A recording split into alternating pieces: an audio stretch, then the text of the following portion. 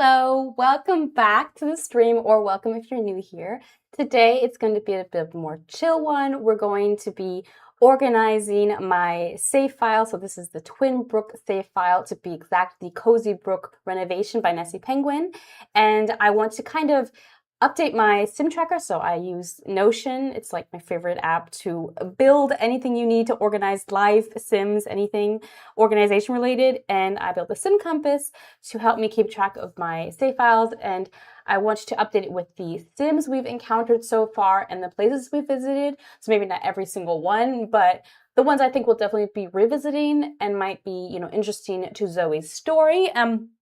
Speaking of Zoey, if you don't know who she is yet, so she's sleeping right now, but this is Zoey Green. She's moved recently to Twinbrook. She is a shy one, so she's got the Enneagram personality type helper, so she has a very nurturing, caring personality. I imagine her to be more of an introvert, so she's currently working as a teacher at the school, and I don't think she's a high level yet, so she just started in her career. So yeah, she's currently a playground monitor, but her dream is to be a photographer, and she already has a level 10 skill for photography. I've actually played with her a little while in a previous save like 10 years ago, so it was a long time ago. I can't even remember what I did with her then, really, but yeah, in the process of that, she really gained a photography skill, and she has, a great taste for that. And so I think eventually that will be her career journey, her career path. She's not like confident in herself quite yet, so we're not there yet. But currently, our goal with her is to find love. It's one of my favorite things to do in this game is to play matchmaker, and so far it's not been too successful. A lot of the guys in the town have been taken, but Nessie Penguin was so kind to give me a list of all of these sims that are technically, theoretically, should be single in the town, and I looked them up, and some I just thought weren't attractive, so I was like, nah. And some I was like, ooh, hottie, hottie. And then I dug further into it, and there are some sims that are actually nearby, maybe in this neighborhood, that I think she'll try to get to know better. And I think she's still like pining a little bit for Bobby, who we met last stream. He's very hot and taken, unfortunately, but he's the only guy who's taken where she is actually not familiar with the partner. So all the other guys that she thought was cute, and they equally thought she was cute, the problem was she was friends, or I want her to be friends with whoever they're hooked up with already. Like, I think they're all married. And I just don't want her, I don't want that mess happening. So, girls code, right? She's not going to mess with that. But she doesn't know Scout, who is Bobby's partner. And so, like, for her, it's just, if that's how the cookie crumbles and he ends up like preferring her, and I think it would be fun to have a love triangle. So yeah. And speaking of love triangle, and getting to actually the whole purpose of today's stream, I'm going to bring up my sim compass. So that is this here. And I actually kind of made some notes about this because I don't want to forget it. You come up with like storylines, or like maybe not even full on storylines, but like story threads. And I kind of wrote it down here. So Zoey obviously is looking for love. And I also jotted down here, she will probably have a love triangle between her, Justin, and Bobby, because why not? Because currently I can't really make a decision, though I looked up, I already spoiled it. Justin is who she's gonna probably get to know better. So just in case, to be specific, he actually lives in the neighborhood. Let me show you. He lives with two other guys in this house right here. So yeah, really close. I kind of want to come up with a meet cute for them. I'm not sure how that will happen yet, but they live close by, and I wonder if I don't see oh, that's interesting. There's like a spot here to add another house if I wanted to. I never really noticed that, but there are some areas maybe they end up dumpster diving at the same time or visit the festival. I don't know. Or maybe she, for some reason, has to visit him or something. Because I've actually never seen him walking around town. I went into the household and just looked them up, and he was somewhere all the way across town. And so I'll have to just see where he usually hangs out and make it to where Zoey, like, coincidentally hangs out there as well. Or what I also thought is I could just simply make them the active household and have them hang out where somewhere Zoey might be. So that's also an option.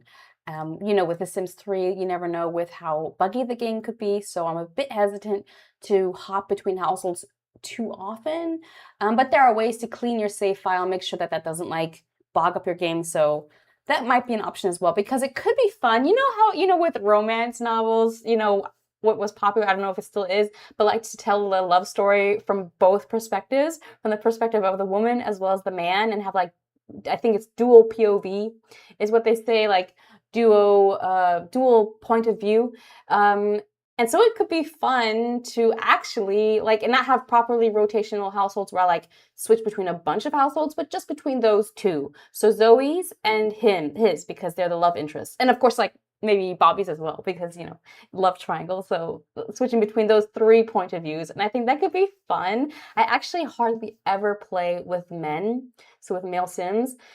And I think it could just be fun because sometimes, like with Zoey, you might get into a rut with the storyline and not know like, okay, what to do next, and how to continue the story. And you know what? I could just jump into another household, and then that could like give me a clean slate. I can like start with them, and then after being away from Zoe's household directly, like having that direct contact or control, I could be inspired then again to do something where I want to play with her directly again. So I think that could be the way I play. I still have to like figure out logistically, like I want to make sure it doesn't like make my save all bloaty. But yeah, currently we're in her household, and we want to, I keep getting distracted, we want to get organized. So I have here that thread that she's looking for love, of course, and her dream to become a photographer. I wrote down, she already takes a bunch of landscape photos. But I'm thinking maybe she feels more drawn to portrait photography, but because she's a bit shy, she, hasn't had like the gumption to approach anybody yet and actually like take portrait photography. And then I was actually thinking, I wrote this down somewhere, but I guess I didn't write it down here, but maybe she could potentially join the stylist profession. Where did I write that down? I think I wrote it down here, maybe in the session log. What did I write that? Oh yeah, no, that's for today. So for today, I want to get organized. I want to create profiles for her friends, add the lots we visited, and add details to her backstory. And when we actually play again, I want to get to know Bobby better, and just in case. So going back to the master plan, I thought it could be interesting because I said she's an Enneagram personality type 2.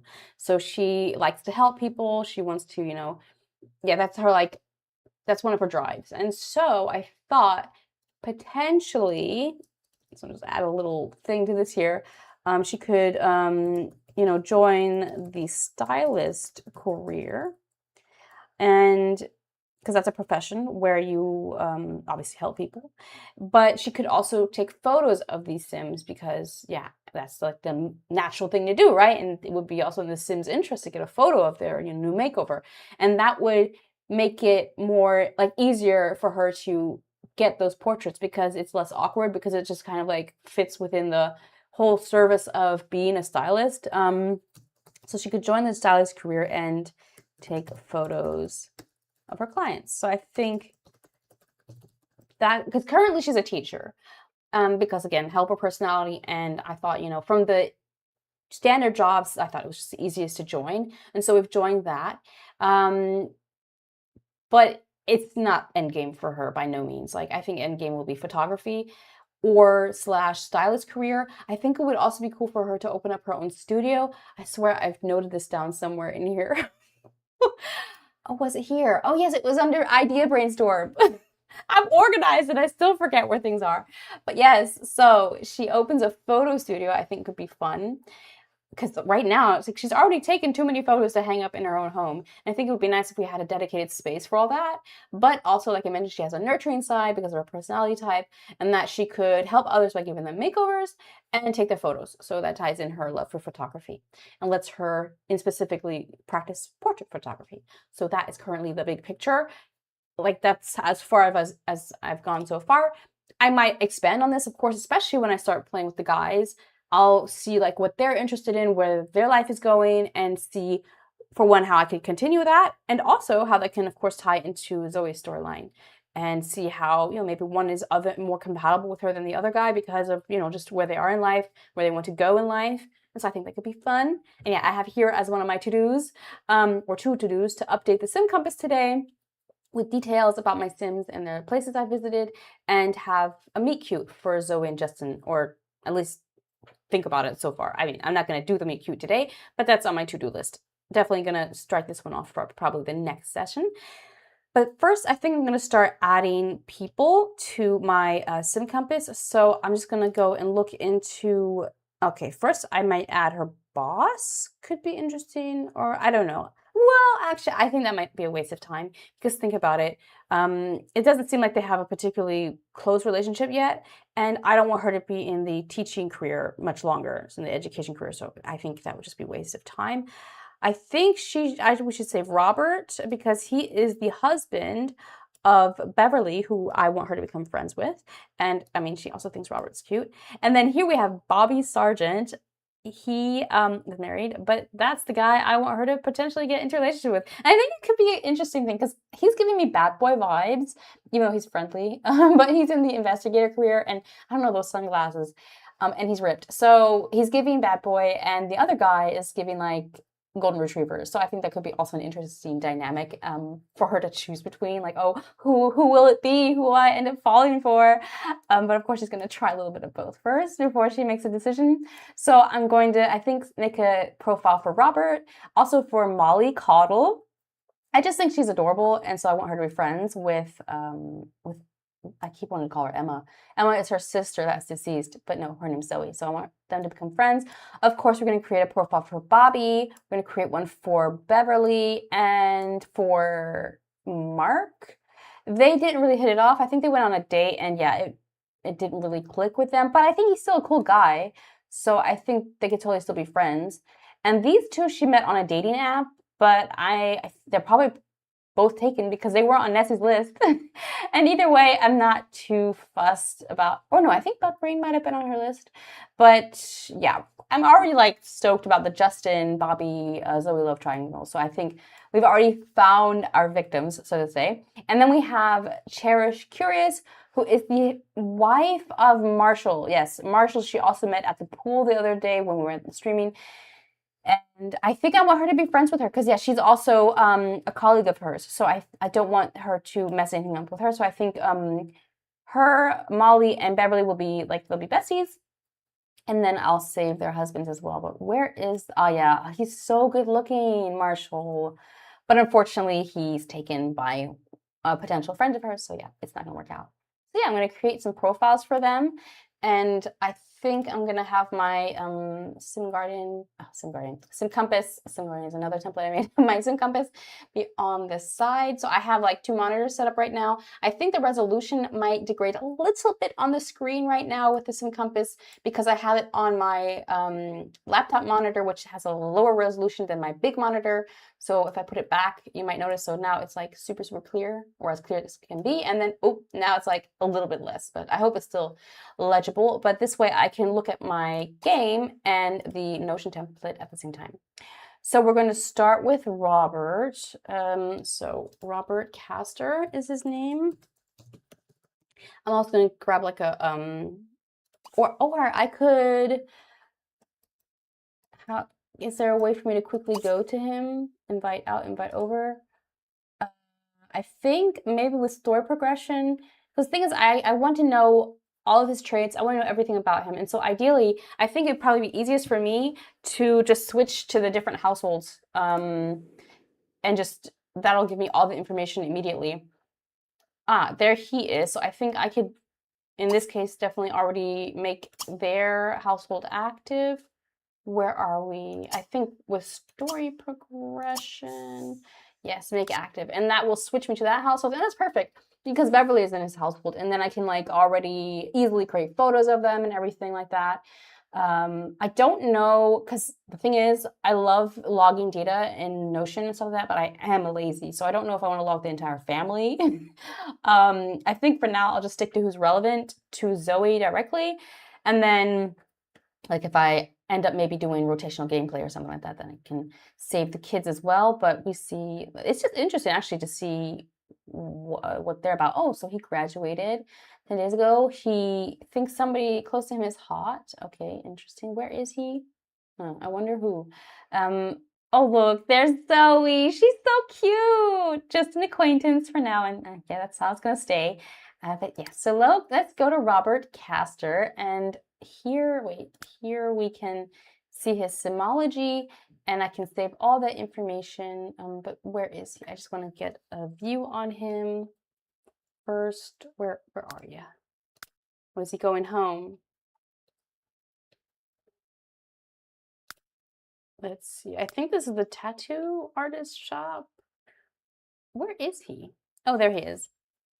And that's not a good spot because I can't really take a good photo of him right there. But maybe if I make him go here, then I can grab a photo as well. But we can already... So how old is he? How old? He is an adult. Okay. He is a guy. And portrait image we're going to grab in a sec once he finally walks out. But we have the unlucky trait. We have the handy trait. We have a hopeless romantic. So you know what? I'm glad I'm not breaking him up with Beverly because I guess he's already found his one. Hydrophobic. So he's afraid of water. And then we have grumpy. Okay. But where is he? I don't see him walking out yet. No thanks. Dude, why aren't you doing what I'm saying? Oh, I know. Alternatively, we can just have him teleport. That might work. So I can grab a photo of him. And then, oh, we have his favorites as well. I don't know if I tracked that in the Sim Compass, those details. No. Yeah. I keep it pretty simple in the Sim Compass. In the Sim Guardian, I track everything, A to Z. Track everything. Probably can track your DNA in there, but no. In this case, I won't track the favorites since I didn't create a property for that. You could if you wanted to. You could just create a property, but I wanted to make the Sim Compass be my more like streamlined tracker. But he has a he's a Scorpio, so we'll add that. A career track. He is a flight officer, military. Okay. So military. Did I spell that right? Military. And then he is military level 5 flight officer. So I'll add that flight officer. No, add military here as well. And he's, what did I say, level 5? And it's his current, so it's in progress. And then we want to see in which world he is. We know this. This is going to be Twinbrook neighborhood. Good question. Good question. So neighborhood. So he lives here. I have a thing in my. Let me just create a new tab here, and then I can open up my world tab. Where I have, what do you call it, the neighborhoods and all that saved for Twinbrook. Like I named them, and let's see what name we have for this one because I don't know it by heart. Let me open this up. He lives in Sweetwater Loop. It looks, yeah, Sweetwater Loop. Okay. So I will put that, Sweetwater Loop. And the residence is subdivision model B. Okay, but I'll add the other info first. Or I could type it in, subdivision model B, and then I could add those details later. Subdivision model B. And I'll say that's, he also owns it. Oh, but I think I'd have to refresh the page for it to update. So that's not listed yet, but his net worth, how did I do that? I think I determined that by saying, how can I determine that? I think if I click on him, it can tell me, because net worth in my eyes is, or wait, yeah, It's a drop down. So it's like his funds plus his home. But I think if I hover over him, it tells me 183. Okay, so we're in this range here. And then household, let's call it the Castor household, because that's their last name, the Castor household. And that's a new household. We won't set up a legacy or anything like that for him because, yeah, I'm not really like fussed about him. He's not that special. But we want to get that photo, right? So let's go over here and zoom in. Oh, that sun is pretty intense. Maybe we can have him go in the shade and see if the lighting is better there.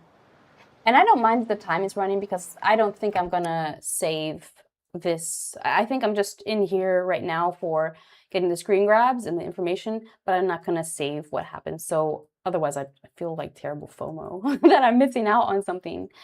But I'm just in here right now to get my details. So I think this looks okay. I guess. I mean, ideally he would be looking forward, but I take what we get. And now I press F10 and now I have a clean shot and I can just, I want to make it to where he's looking more into the camera. That's good. And then I can crop it. So I always crop the photo. Oh yeah, by the way, I'm using G shade. That's why my game looks so pretty, but also it's what I use to take photos. And that's the whole snapshot sound that you're hearing. And also, like, when the game color suddenly shifts, that's because I'm clicking out of it. It's because I'm currently, like, in another app or whatever. And that's why, because only when the game window is active, the G shade is being applied. So I'm just going to go and, so right now I'm opening up the photo. And then I'm going to crop it. So you just have to believe me that I'm doing that right now because you can't see it on the screen. But let's go to 4:3 ratio is what I like to use. It keeps it consistent. It's also like I try to keep the amount of head in the photo consistent so that the portraits kind of look consistent. Yes, I'll save that. And also with Notion, the screenshot has to be less than 5 megabytes to upload. And so I like to use the website squish.app. And then I just add the photo there, and then it just resizes it. It makes it smaller. And that allows me then to put it into Notion without getting an error message. Because otherwise it's like, it's too big to be saved. And like, okay, whatever. Because I ain't paying for Notion. Because I am very allergic to subscriptions. So, there we go. So let's upload that. Oh, what are you talking about? Oh, I'm so stupid. I uploaded the unedited photo. Yeah, so yeah, you can't see the interface right now. I think you can really only see Notion, but I'm currently in Windows Explorer and I have to navigate to downloads where I downloaded the shrinked version. And so now I guess you can see what it looks like when Notion's like, no, that's too big. We can't work with that. And it looks like the photo's a bit too big. Like you see how his head is bigger in the frame than Zoe's, but it is what it is, you know. Like you can't like when you take a screenshot have like this like template to say how much of the face. You kind of just have to go and eyeball it. And I think that's fine. And so that's that. That's all filled in. I won't fill in his identity card. So this is something that lets me create a backstory for him, identity anchors and stuff like that to like define more of who he is. So well, first to find out who he is if I don't really have an idea, and then to note that down. But since he's like more like a, how do you say, a side character, I won't do that. I might do that for Bobby and Justin after Zoey meets them and I kind of like have really solidly like decided to play with them more intensely. But for these Sims, I won't do that. So I'm happy with that. I don't think there's anything else I have to add there. So I will continue with his wife, Beverly, who, does she have the right hair? Does she have, yeah, she has a different outfit on, and that's why she doesn't have that hair. So I'm gonna have her change for sure so that we can take a photo of her in the correct outfit, which would be every day. And I want her, again, also maybe in the shade because the light is harsh today. Or maybe put her just somewhere inside. This could be probably a nice background for her. That blue, I think, would be a nice contrast to her hair. So I'm going to have her go there real quick. And in the meantime, I will... And I hate having this bar here, so I just have to refresh the page. Or the tab, and then that 5 megabyte warning will go away. So, already getting ready for her to be where I need her to be. Beverly Castor. What is she? Is she... Oh no, she's going to be coming from the wrong direction. Okay, so I'll have her go here, and then go here, and then she should be facing the right direction. Uh-oh. So I think she's going to be a young adult. She's a female, of course.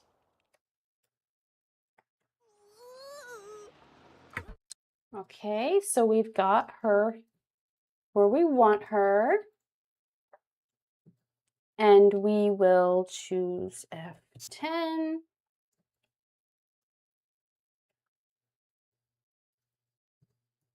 And I'll go in a tab, and that gives me a bit more control.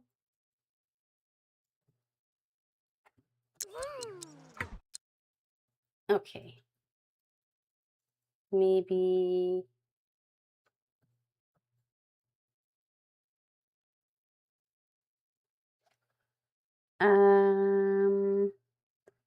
it's a tad closer. That should be fine. Okay.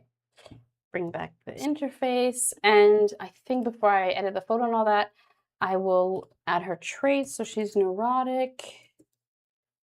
She is a couch potato. Couch potato. She is a loser. What? Really? She doesn't really look the part. Hot. She's a loser. Poor girl. I'm glad she found love. Hot-headed snob. Okay, that's an interesting mix. A couch potato snob and hot-headed. And she's an adult, so not young adult. Her zodiac is, it looks like she's a Leo. Yeah, she's a Leo. And her career track. She is in the business career. Level 5. And she's a department head. Level 5. Oh, actually, I like to include the track. And she's in progress with that. And then we have world, of course, Twinbrook. Neighborhood will be the same as her. Mian, Sweetwater Loop. They live in the same place. And they will have the same net worth. And I think that's household. I also want to fill in the Castor household. Okay, so I just need to add her photo, and then I'll add the details about her, the household and the residence. So I'll grab a photo of that. But first, we want to edit that photo of hers. So let's go here, open that, and cropping it 4:3. Centering it, saving it, and then of course I need to upload it to Squish so that we don't have like this ginormous screenshot, because since I'm playing on a 4K monitor, the screenshots are like sometimes 7-10 megabyte large, and that's, again, you can't go over 5 if you want to upload a screenshot or a photo to Notion in the free plan. Oh, there we go. But now, if I choose the one from the downloads, it should work. Yep, there we go. And yeah, looks good. She's here as well now. And then I can go over to, I think I'll start with the residence. So autosave just popped up. Oh, it's being slow. But let's see. In the meantime, while I'm waiting for the game, I can add some more details. Size, I think, is relatively large. The household that lives here is the Castor household. It is a residential lot, a house, and it's part of the save file. Picture and value. So now we're back in the game. So I've centered onto the home, so I can take a photo. Some things in the front yard still need to load, but maybe I can already establish what the value of the home is. I'm going to build by. Okay, so value is 222,869. And then if we go back to live mode, it looks like the items have loaded in, and I can get a nice screenshot of the home. Oh, isn't it gorgeous, this home? Really can't say anything bad about it. Want to get that lamp out of the shot, maybe like this. Okay. Okay, so I have that photo. And then, as before, I will grab that. It is 12 megabytes. Yeah, that's not gonna work out. So we will squish that.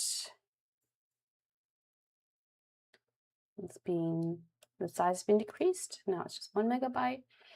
Oh, it's also build status. It's an existing build, so we can update that as well. Choose file, so I'm uploading the home. And then everything else, owner. Yeah, we can add that, which will be Robert, I'll say. And so that's everything I think that I need to add. The residents are automatically the Sims that I've added to the lot. And so now I want to add any details needed to the Castor household. So they're in Twinbrook, they're in Sweetwater Loop. They are unplayed. Funds. Their funds are 6552. And yeah, I think that's everything. Members will be here. They don't have really any goals, so nothing to really note there. Voila, first group of Sims saved. And next. Let's see. Oh, look, there we go. We've got Cherish Curious. That would be the next friend that we definitely want to have in our Sim Compass. So I'll head over to Story Progression and make her household active. I can already start creating a profile for her, Cherish Curious. I'm not sure how old she is or all that, so I will wait for the, how do you say? The, whatchamacallit, to load. Oh, hi, Mystery. What's this program or page called? Oh yeah, so it's Notion is the app. So it's a free app you can use. It's basically like a productivity or note-taking app. And when you first get it, it's like blank slate. And I think if I were to describe it to someone who's not familiar with Notion, it's like if Microsoft Word and Excel had a baby, kind of, because it works with databases. And yeah, so it's basically just an app that you can use to take notes. And it lets you build anything you'd like systems to keep track of your life and stuff like that. And I built the Sim Compass, which I use to organize my Sims. So this is basically what you're looking at. So this is here, Cherish Curious. This is a record out of the characters database. So like I mentioned, it's kind of like if Word and Excel had a baby, and Excel is kind of like databases. It has different records. And so this is like a record where I can save things about my Sims. And so, yeah, so it's a template I made that I sell in my shop, but you don't have to buy a template. You can also, I made a free one called the Sim year tracker. There's a link in the description where I have a link to my shop, and then you can just download it for free, and you can like play around with Notion, and you can basically just, you know, collect your Sims and your Sim sessions and stuff like that, and it's really fun. Yeah, to collect your Sims, actually, the backstory creator that I made would also probably be good. It's like a template I made to help create the backstory for your Sims, and it also has a character database. So the Sim Year Tracker has a space where you can keep track of your save file and what happened, like save screenshots and add your sim session notes. Like I like to keep track of like what happened during my sim sessions. And yeah. So you're welcome, of course, to get the Sim Compass, but you're also very, very welcome to download any of my free templates to like, you know, get a feel for Notion. And it could just also be all that you need. One of those simpler templates. And yeah, so it's basically short answer is it's the Sim Compass template I made for the free Notion app. And that's how I'm keeping track of all these Sims. Yeah, I'm glad you like it, Mystery. So now we have Cherish's household active, and so I'll go over to her home. And this is also kind of interesting because I don't know where any of these Sims really live. You know, we've so far just encountered them during gameplays. So Zoey met them, but I don't know anything else about them. Like, for example, for Cherish, all I know is she's married to Hottie Marshall, and she's a teacher like her, but apart from that. But this is a really nice house, and they're kind of in the middle of nowhere. That's actually something I could check real quick. Where are they actually in the town? I think this right here what they would be, right? If I'm not mistaken. Yeah, because this is the whatever this is. That landmark is right here. So yeah, they live in Hollow Log Junction. So I could actually add that already here. Hollow Log Junction is where they live. And then, so she's an adult. Of course, a woman. And traits. She's brave. This is also interesting because I'm getting to know these Sims, like what traits they are. It's also something I didn't know about them. So family oriented. I think she's gonna be really cool to be friends with. She sounds like she's a cool person. Like that, being brave. I don't think I've ever made chosen. I don't think that's a trait I often choose for my Sims. Brave. I don't even know what pack that would have come with. Hopeless, romantic, and friendly. So, and then she's is that Aries? What is that? Sagittarius. Sagittarius, career track. Well, we know it already. Education, same as Zoey. And then we can real quick add the, it's middle school teacher, so level 5. Everybody's level 5. Everybody's doing quite well for themselves. Middle school teacher, education. And level 5, status is in progress.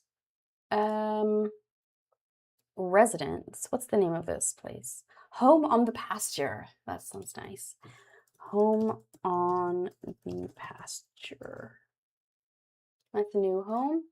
And net worth. Oh, well, first I'll do so it's the Curious Household. Curious Household. And if I go over to her, well, actually, I'll first take a photo of the house, and then that's done, since that's already loaded and all that good stuff. And then I will, of course, when I click tab, it resets all the loadedness of the home. Okay, well, but once I've taken this photo, then I'll click on her, because NRAWs, when I hover over her, then it should give me the information about how much moolah they have, and then I can add their net worth. Again, I'm probably not going to add any information about their legacy, generation, all that stuff, because, oh, but what I could do, I totally forgot with Beverly. So while that's loading, taking its sweet time, I will go over to Beverly Caster in my Notion template. I totally forgot. I can add relationships. So she's going to be linked to Robert. And so they are together, and I think that's really cool with Notion. So I just now clicked into his profile, and so she's automatically linked to his profile. That's what I love about Notion. It has like relational properties where you can have a bidirectional relationship between two records. And so whatever you do in one record will automatically update in the other one. So if I link these two, as you saw, she's automatically now linked as a partner for him. So that's cool. But we were with Cherish and we were trying to take a photo of the home, which keeps resetting the load progress. I don't know why it does that, but oh well. Just go down. I think it's such a beautiful home. As soon as it's loaded up, I want to look on the inside. They have like a nice little yard, which looks interesting.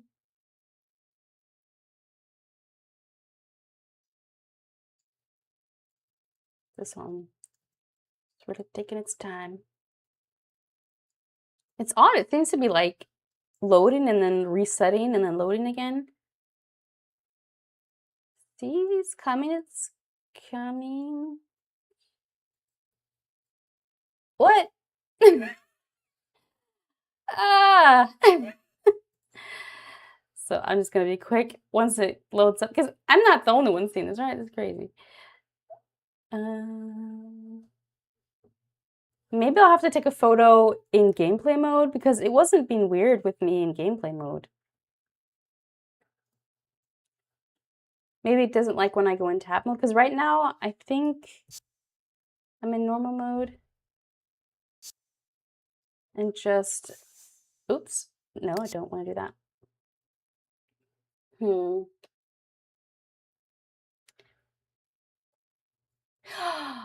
I know what the issue is potentially because we're not at the house. And in my settings, I think I have it that if the house is like really far away, don't load the lots. Oh, okay, that's probably the issue.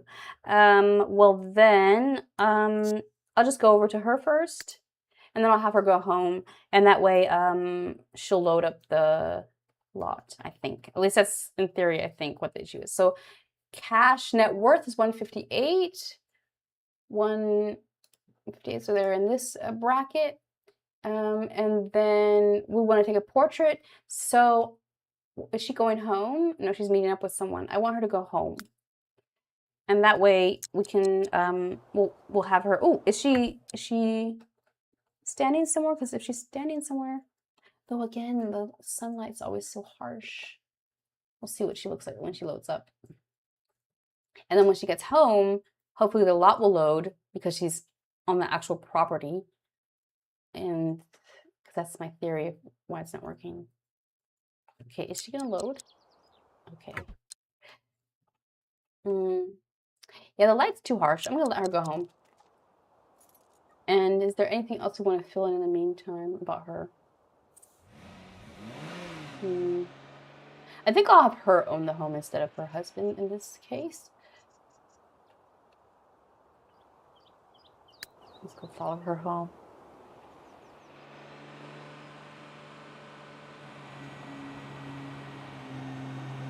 They have a nice car. And didn't they already have a vehicle on the lot? I thought, so they have two cars.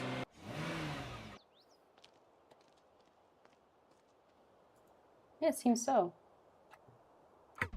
Okay, so I'll let her go inside and that way I only get a shot of the house itself.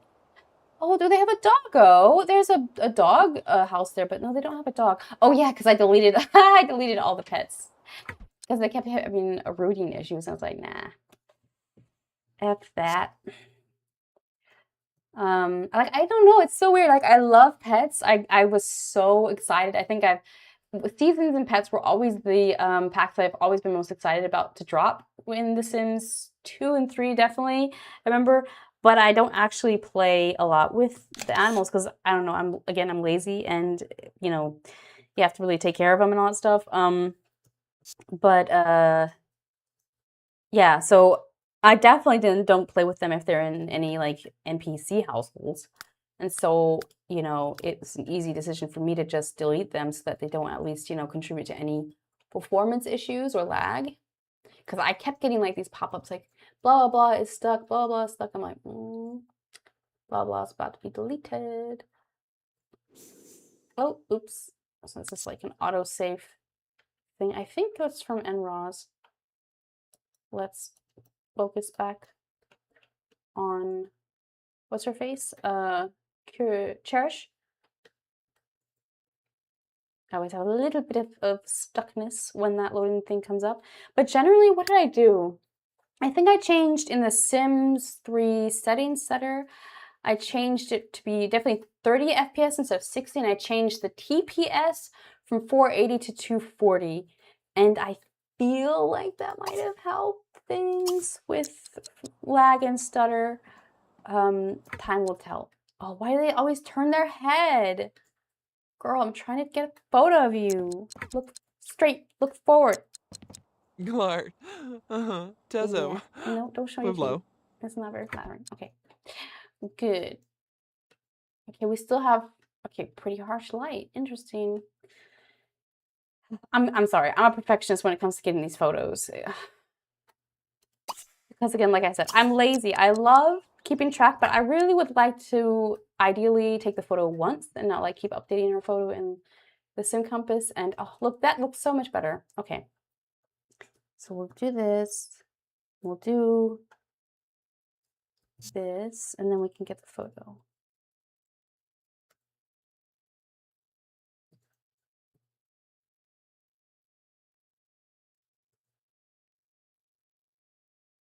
Yeah, the lighting's really not doing her any favors. I feel like colored Sims have, like, the skin, like the way, I don't know if you see this, the all gradient and stuff, it's not as smooth as it is with the lighter Sims, but she's still gorgeous. Okay, so I got the photo, and so now we're gonna crop it and then make it smaller. So crop, we do the 4:3. Again, I'm doing this, you can't really see it, but you just have to take my word for it. That's what I'm doing right now. And then we take that, we upload it to Squish, and it'll get smaller. Oh, it was only 3 megabytes, so I actually can already, or you know what, I might as well. I think Notion is happy if you load up, like upload smaller files. I think it helps with the loading times in Notion.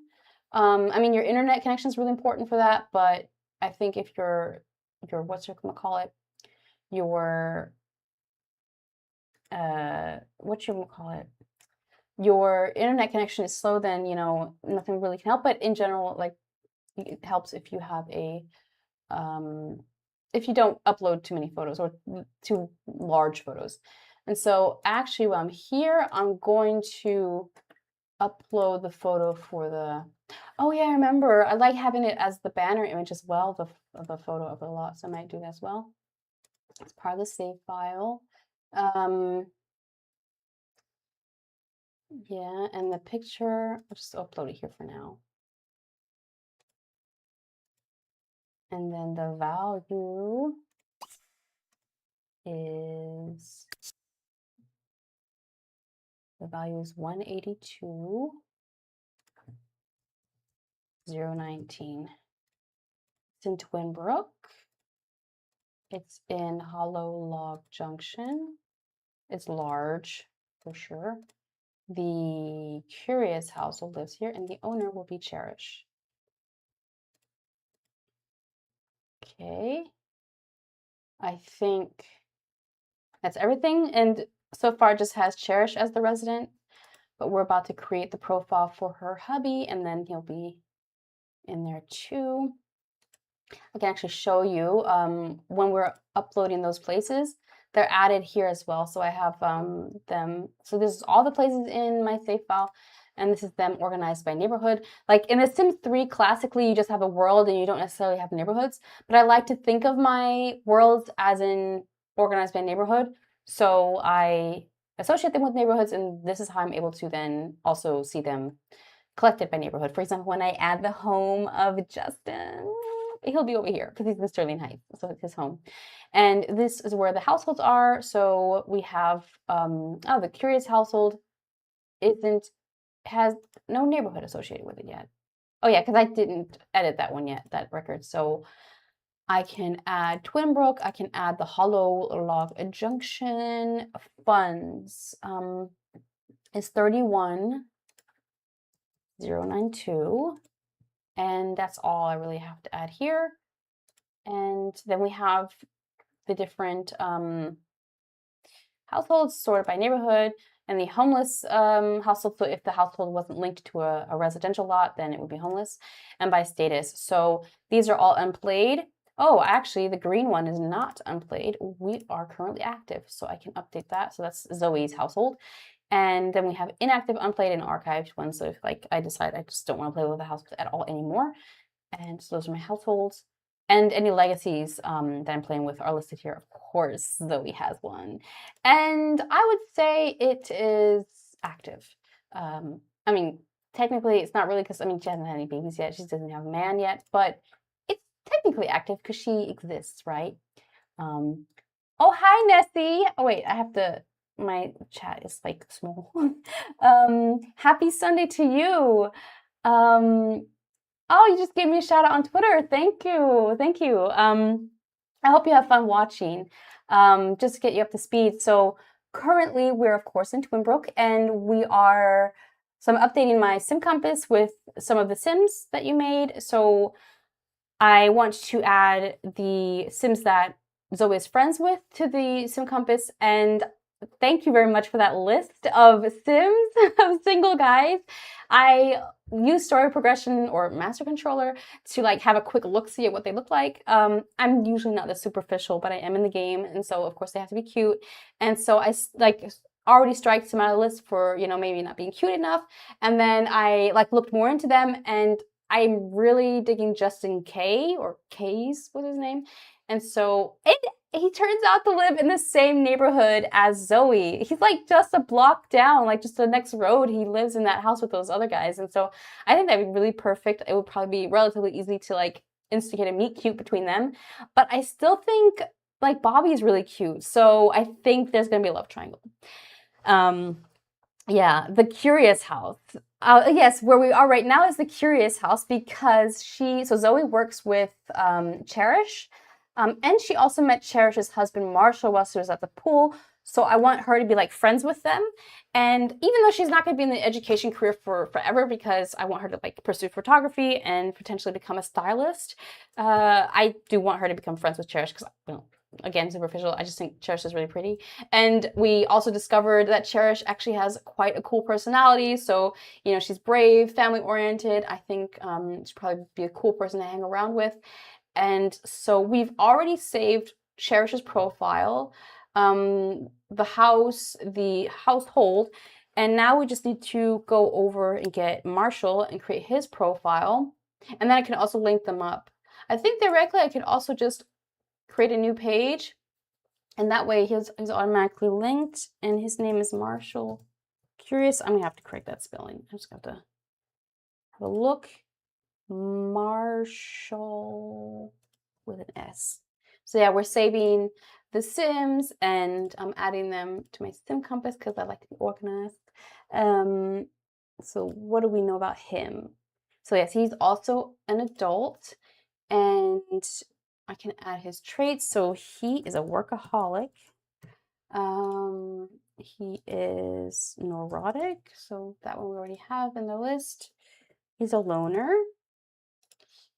He is bookworm, and I think this is fun because this is helping me get to know the Sims a bit better. And how are you, by the way, Nessie? How are you doing? And he's also grumpy. I hope it's not too hot where you are. I feel like this is the weekend before the storm because I think next week it's gonna get really hot again. Oh, he's also Leo. And yeah, I probably won't be streaming. I'll be hiding in the coolest corner I can find in my home. So he is in a science career track. Science. And then I can real quick add, he's a top secret researcher in level 8. Okay. Top secret researcher, science. And level 8, Status in progress. World is Twinbrook. Neighborhood is Hollylog Junction. Residence is the home on the pasture. He doesn't own it. Net worth will be the same as his wife, and they also share the household, and that's all I'm logging for him. And I just have to get a photo of him. I think that's all that's left for him. And so where is he? And they have kids. How cute. I mentioned this beforehand. I'm lazy, so I'm just like logging the people that are relevant to Zoey directly right now, and not like their entire family. Though if I end up like playing those households as well, I probably save their kids too. Or if I have a really like non-lazy moment. Okay, let's see.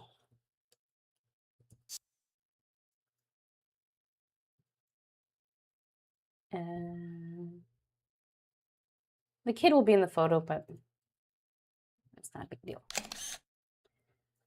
So, and because the screenshots are relatively big, I take them. So this is not something you can see on the screen right now, but I'm grabbing the screenshot and I'm dropping it into squish.app so that it's smaller, because Notion only lets you upload. Oh gosh darn it, I made the photo smaller before I cropped it. Yeah, so I crop it first to be 4:3 because I like there to be some consistency there, even though like when I actually take the screenshot, it's not always like the same quote unquote amount of sim. But I take that screenshot, I crop it, and then I upload that to squish.app, which like makes it smaller. And then Notion is happy, because Notion doesn't want you on the free plan to upload anything that's larger than 5 megabytes, but that's fine. So I'm uploading it, and there he is. So I think he's complete. Yes. Oh, you're asking if I've been to their basement yet. Oh, wait, just a second. Again, my chat is so tiny. Oh, so you're doing good. You were drinking a cold lemonade. Oh, that sounds nice. Oh yeah, I'm doing good. I feel like when I stream, it's also the computer, like it just is a little bit warmer in the room, but it's very manageable. Next week will be a different story though. You're currently working on a Sunset Valley renovation. That will be the true like coming back to The Sims 3, would be coming back to the OG neighborhood or world. It's a world. Yeah, I'm very nostalgic about that neighborhood. And I actually, of course, like we all did, played in that neighborhood. Like I barely played in Twinbrook. So for me, this is just like, I never knew Twinbrook in any other way. So I'm lucky I get to just see it in its full like potential cuteness. But Sunset Valley, I remember, and it was a quite nice layout. You had your beach, you had your hilly areas, your like more wealthy areas, and more like normal people. So that's probably fun. I hope you're having fun renovating that. Have I been, and you asked if I've been in their basement yet. I have not. So before we move on to the next profiles we want to create, I'll just have a lookaroo. So I wanted to actually have a look at their home anyways. Oh, and also, I'm sorry, I deleted all the animals. So it looks like they probably had a dog, but I both deleted all the pets because I just thought, it would help with the rooting issues I kept getting.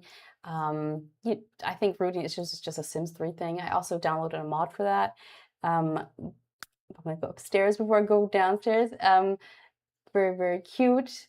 I love how every room has a little bit of personality. Of course, you see like kind of the Sim behind the room.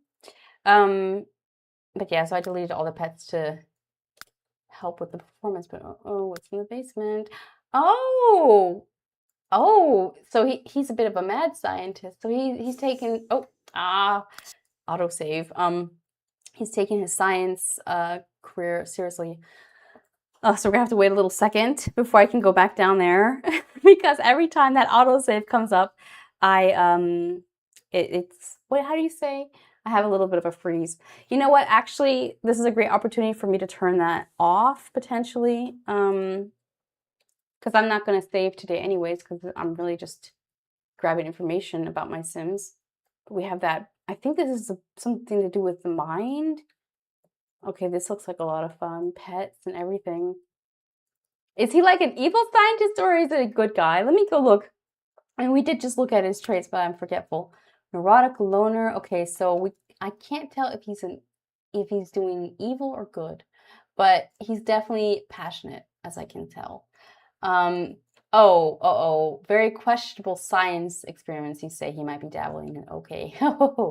Well, that'll be interesting for Zoey to become besties with his wife and potentially involved in some shadiness. But we do love the drama here, so it's actually quite nice. I can note that on his where I can right here, for example, the bio, dabbling in some very questionable science experiments. So I don't forget that detail. Check the basement. Yeah. Oh yeah, you did. Oh yeah, I can actually add that to the households. Wait. No, that's the house. I want to go to the household. I forget how to access the household bios. Would that be in world view? I'm not sure, but I'm just gonna real quick turn off the the autosave thingy, so that doesn't keep interrupting me in this utmost important work of documenting my sins. Wait, was it? I think it's an explicit, like, is it called saver? Auto, I think. Let's see. Careers, tagger, saver. And then I can say general. Oh no, I can make it to where not real time. I can make it sim time. And then I can say, how much time is 144? What 1000? I don't know. But I'm not, I'm on pause the entire time, so that might help. And I have to just remember to change it back the next time. You said the notebook and pen symbol on the needs UI page. Oh, okay, so he has, okay, so wait, so notebook and pen symbol needs, or maybe notebook, here's but that's a journal. Notebook and pen, notebook and pen, let's see. I'm also a bit blind. Notebook, no, career history, notebook and pen.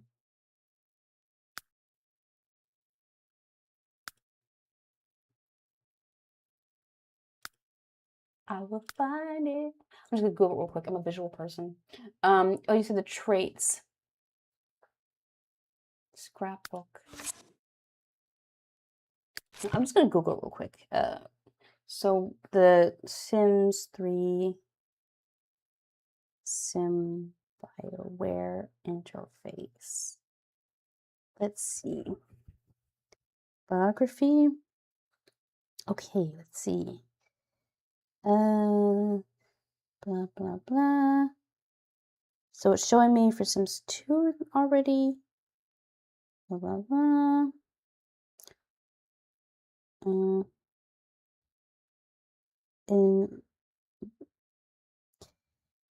In Sims 3, biography can be changed by opening the memories scrapbook. So maybe it was this here. Memories. Biography. Ha! There we go. Oh, that's so fun. I never knew that this was a thing. I always knew about the memories, which of course we're not using because we don't want to bloat our save file. I think I vaguely knew about this here, though I never knew where to find it. Oh, what's that? Log in. Oh no, we don't need that. And I never knew this was a thing. This is so cool. Well, let's see if I can just copy paste that. Where are we? Marshall. Let's grab Marshall. So I'll keep that. And yes, I can copy paste it. Oh, that's so cool. Thanks, Nessie. That is perfect. Then I'll see real quick if it's safe for the other ones as well. And then like in my own time, I'll actually like take the time to read through them, but I can already add them to the bios. Oh, that's so cool. Very, very cool. Oh, okay, so I totally want to go back to these households then, Robert and Cherish, and grab theirs. Let's see. No worries, Nessie. No worries. It's sometimes hard. There's so many things in this game and so many icons and menus and stuff. It can be hard to remember where things are. But that's really cool. Like I've always, like, I love this part, but of course you have to, well, it's cute that they already have memories, but memories kind of bog down the game. So I unfortunately don't really use this, but I didn't realize they can have a biography. That's so cool. I have to add one to Zoey. That's so fun. That makes the biography so useful. But let's go see where I want to go over to him. So I'll change the active household so that I can update the biography for those two as well. So active, make active. And then what was the other one? Maybe I might go to Bobby. Because I'm also curious who Scout is. Who's Zoey's competition? So let's see. Scrapbook. There we go. Let's grab Robert. And then Beverly.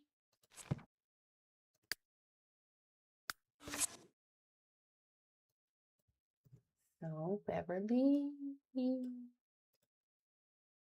Pop that in there. Oh, she follows the same family traditional values her husband believes in. I mean, her outfit was giving, yeah, that she likes that. And family dinners, early bedtime. Maybe a little book club bedtime too. Ooh, that's giving me an idea. Maybe they can have a book club together, Zoe and her and the other girls.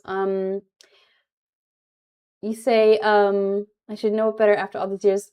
Girl, seriously, like, you know it really well. I didn't even know this was a place. I didn't even know this was a thing.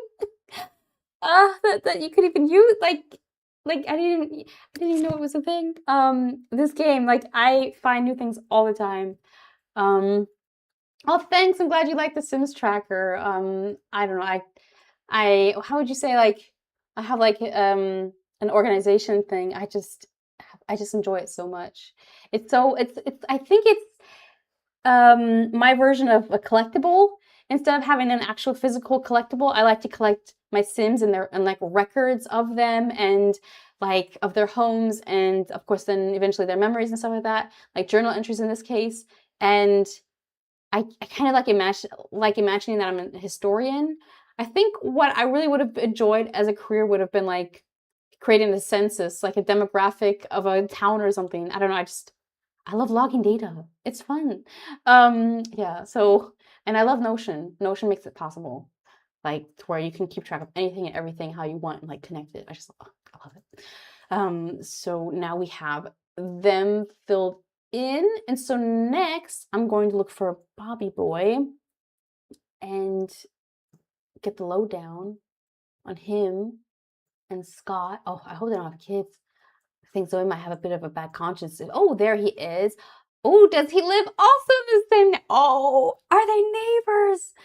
He's neighbors with the competition then. Oh, this just got juicy. Or maybe he's just visiting. I don't know. We'll see. But I'm going to switch to his household. I'm going to make that active.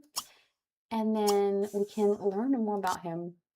Because I don't think we know more than just a couple of, how do you say, traits about him. So Bobby, not Booby, Bobby Sargent. Oh, good. They don't have kids, so I don't think we're gonna have that bad of a conscience. And he indeed he lives here. Okay, wow. Okay, wow. So he's neighbors with the other guy I was always gonna be interested in. Oh yes. Yes, I love it too, Nessie. I love also how close all the houses are. It just makes it feel cozy and also realistic. Though I do like how here and there we have some houses out in about like in the, how do you say, the outskirts, because that's also realistic and it kind of makes them feel, especially Mr. Marshall here with his experiments, it's probably quite convenient for him to be so far away, doing all the things that are potentially illegal. But yeah, I love how this feels like a legit neighborhood. It's really cool. So I think first I'm going to take a photo of the home. Since we already have that, let's see. And then just, should I get closer? That should be fine. Okay, got that. Bring back the UI. And then I'll go add some information about him. So he's also brave. He is hot-headed, which I think I have here already. Then he is perceptive, which makes sense since he is a detective. He is a kleptomaniac. He is friendly. Oh, they're also friendly in this town. His zodiac sign is a Capricorn. And career track, oh, sorry, that was my elbow. Career track is investigator. Investigator. And I'll just, what is he? Level 1. Eavesdropper, the investigator. Career track, level 1. And he is in progress because it's current. So he lives in Twinbrook. He lives in Sterling Heights, same as Zoey. Residence, what is the name of the residence? It is double decker. Okay. Double decker. And depending on like how much does his wife earn? Is she like, yeah, so I'll say that she owns the house when I go for own properties. And their net worth is 136. So they'd be in this bracket here. Household, I'll say the sergeant household. Sergeant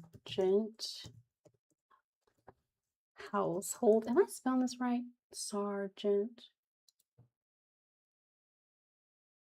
Sergeant. Yes.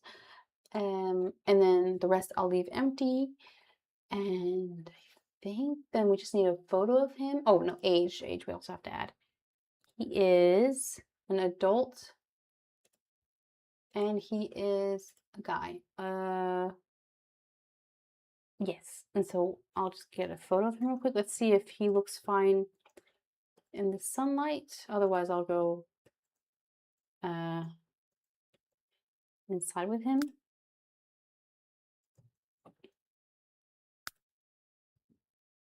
Come on. I think I'll take a photo of him with the glasses. And then maybe once she gets to know him better, then I'll add a photo with him with the face. But this gives, like, he's so mysterious, you know? And I'll take away the UI, and then, so I think that's fine. And then bring back the UI, and I will go and I'll crop it. And then I will also squish it.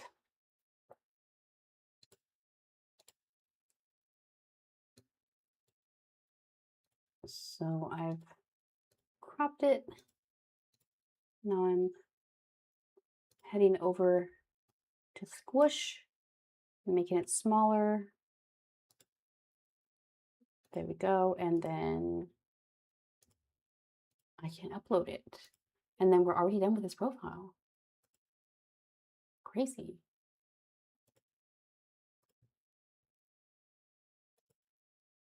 Oh, mystery. You ask if I use Reshade or G-Shade. Yes, yes. I use G-Shade. What is the name of it? The name of the preset is Eleanor. By name, I think by Talented Trait. And I also use a lighting mod.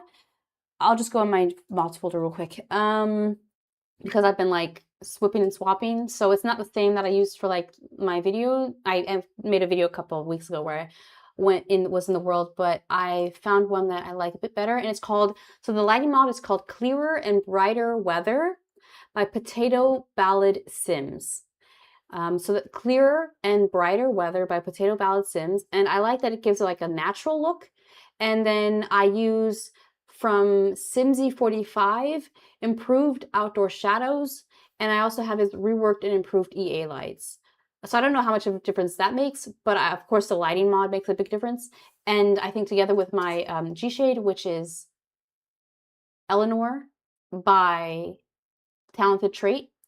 And the thing is though, okay, I was having some issues because I had updated G-Shade and all of a sudden it made the presets look weird. Like they didn't look like they should. They looked too contrasty, or the colors were a bit off. Like I could tell it wasn't normal. And then I rolled back to my old installation of G-Shade from like a year or two ago, and all of a sudden everything looks fine. Like here and there, there's still some weird stuff going on when I get too close to the Sims faces. But apart from that, it looks like it's okay again. So I don't know how one could get a hold of an older version of G-Shade, but if you are using G-Shade, then definitely don't update your G-Shade if you have already. And with Reshade, I don't think it should be a problem. I don't know. I haven't heard anybody complain about that, but I don't use Reshade, so I don't know.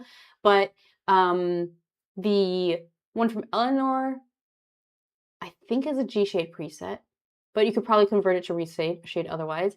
And yeah, the lighting mod is, it doesn't matter, right? You can use the lighting mod. Either way. Yes, you're very welcome, Mystery. So I think I got the shot right. Yes, we've already uploaded the photo. And oh yeah, let's not forget, we can now also grab a bio. Thanks to Nessie Penguin, did all the work, and I can just copy paste it. Boom. He's a military man with a knack for special operations and foreign affairs. Well, isn't that hot? I don't know. I think that's kind of like, you know, he's kind of like a spy. Most Sims know him as Scout's hardworking husband, not for long, but a few select others know him as their worst nightmare, probably because he was like, you know, clean up the riffraff, and they just didn't like that. So yeah. Well, it does say he's hot-headed, and he's kleptomaniac, so I guess he doesn't always, you know, operate on the right side of the law. But I mean, I think Zoey would like a bad boy. Imagine, no, it's perfect because Bobby is the bad boy. Bobby the bad boy. Bobby the baddie. And then we have Justin, the golden retriever. He seems very like, you guys will see.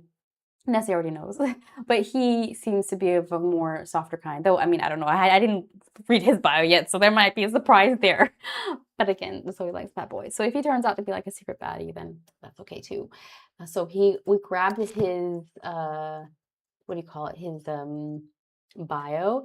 And we don't care for Scout, okay? We're not gonna be besties for her. But considering we're gonna steal her man, I think she's earned a spot in the Sim Compass. And I consider her the owner of the home, so might as well create a, oh no, but she's working. Oh no, she's eating out, okay. But I will, so I think I've done everything for him. And so I'll go to partner, and then I'll create a new page. And with that, I can create a new thing for her. I assume she's an adult as well, but I can check that now. Yes, she is. And she's eating out. So while she's doing that, I'm just going to real quick add her traits. Perfectionist. She is a daredevil. She is also perceptive, so they have something in common. But it doesn't matter, Scott, because Zoey is interested. Well, you might get lucky, Scout, if Zoey ends up choosing Justin. I'm honestly leaning a bit to Justin because that just seems so adorable. But we'll see. Computer whiz. Okay, Zodiac. She's a Sagittarius. Sagittarius.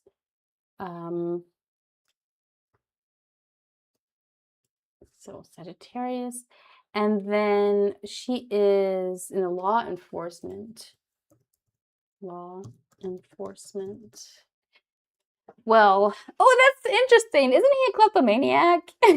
Okay. I guess she doesn't know that side of him, but Zoey will, and she'll know him better than she does. So, and what is with this graveyard here? Vernon Castor. That rings a bell. Don't we have a Castor family here? Beverly Castor. Well, I don't even know. So yeah, now you guys see, I'm in the game, and it says B. Vernon Castor. Okay, that's random. Random. I guess it'll be interesting looking into Beverly or Robert's family history. Maybe there's somebody there. But we have now Vice Squad. Let's add that real quick. Vice Squad Law Enforcement Level 6.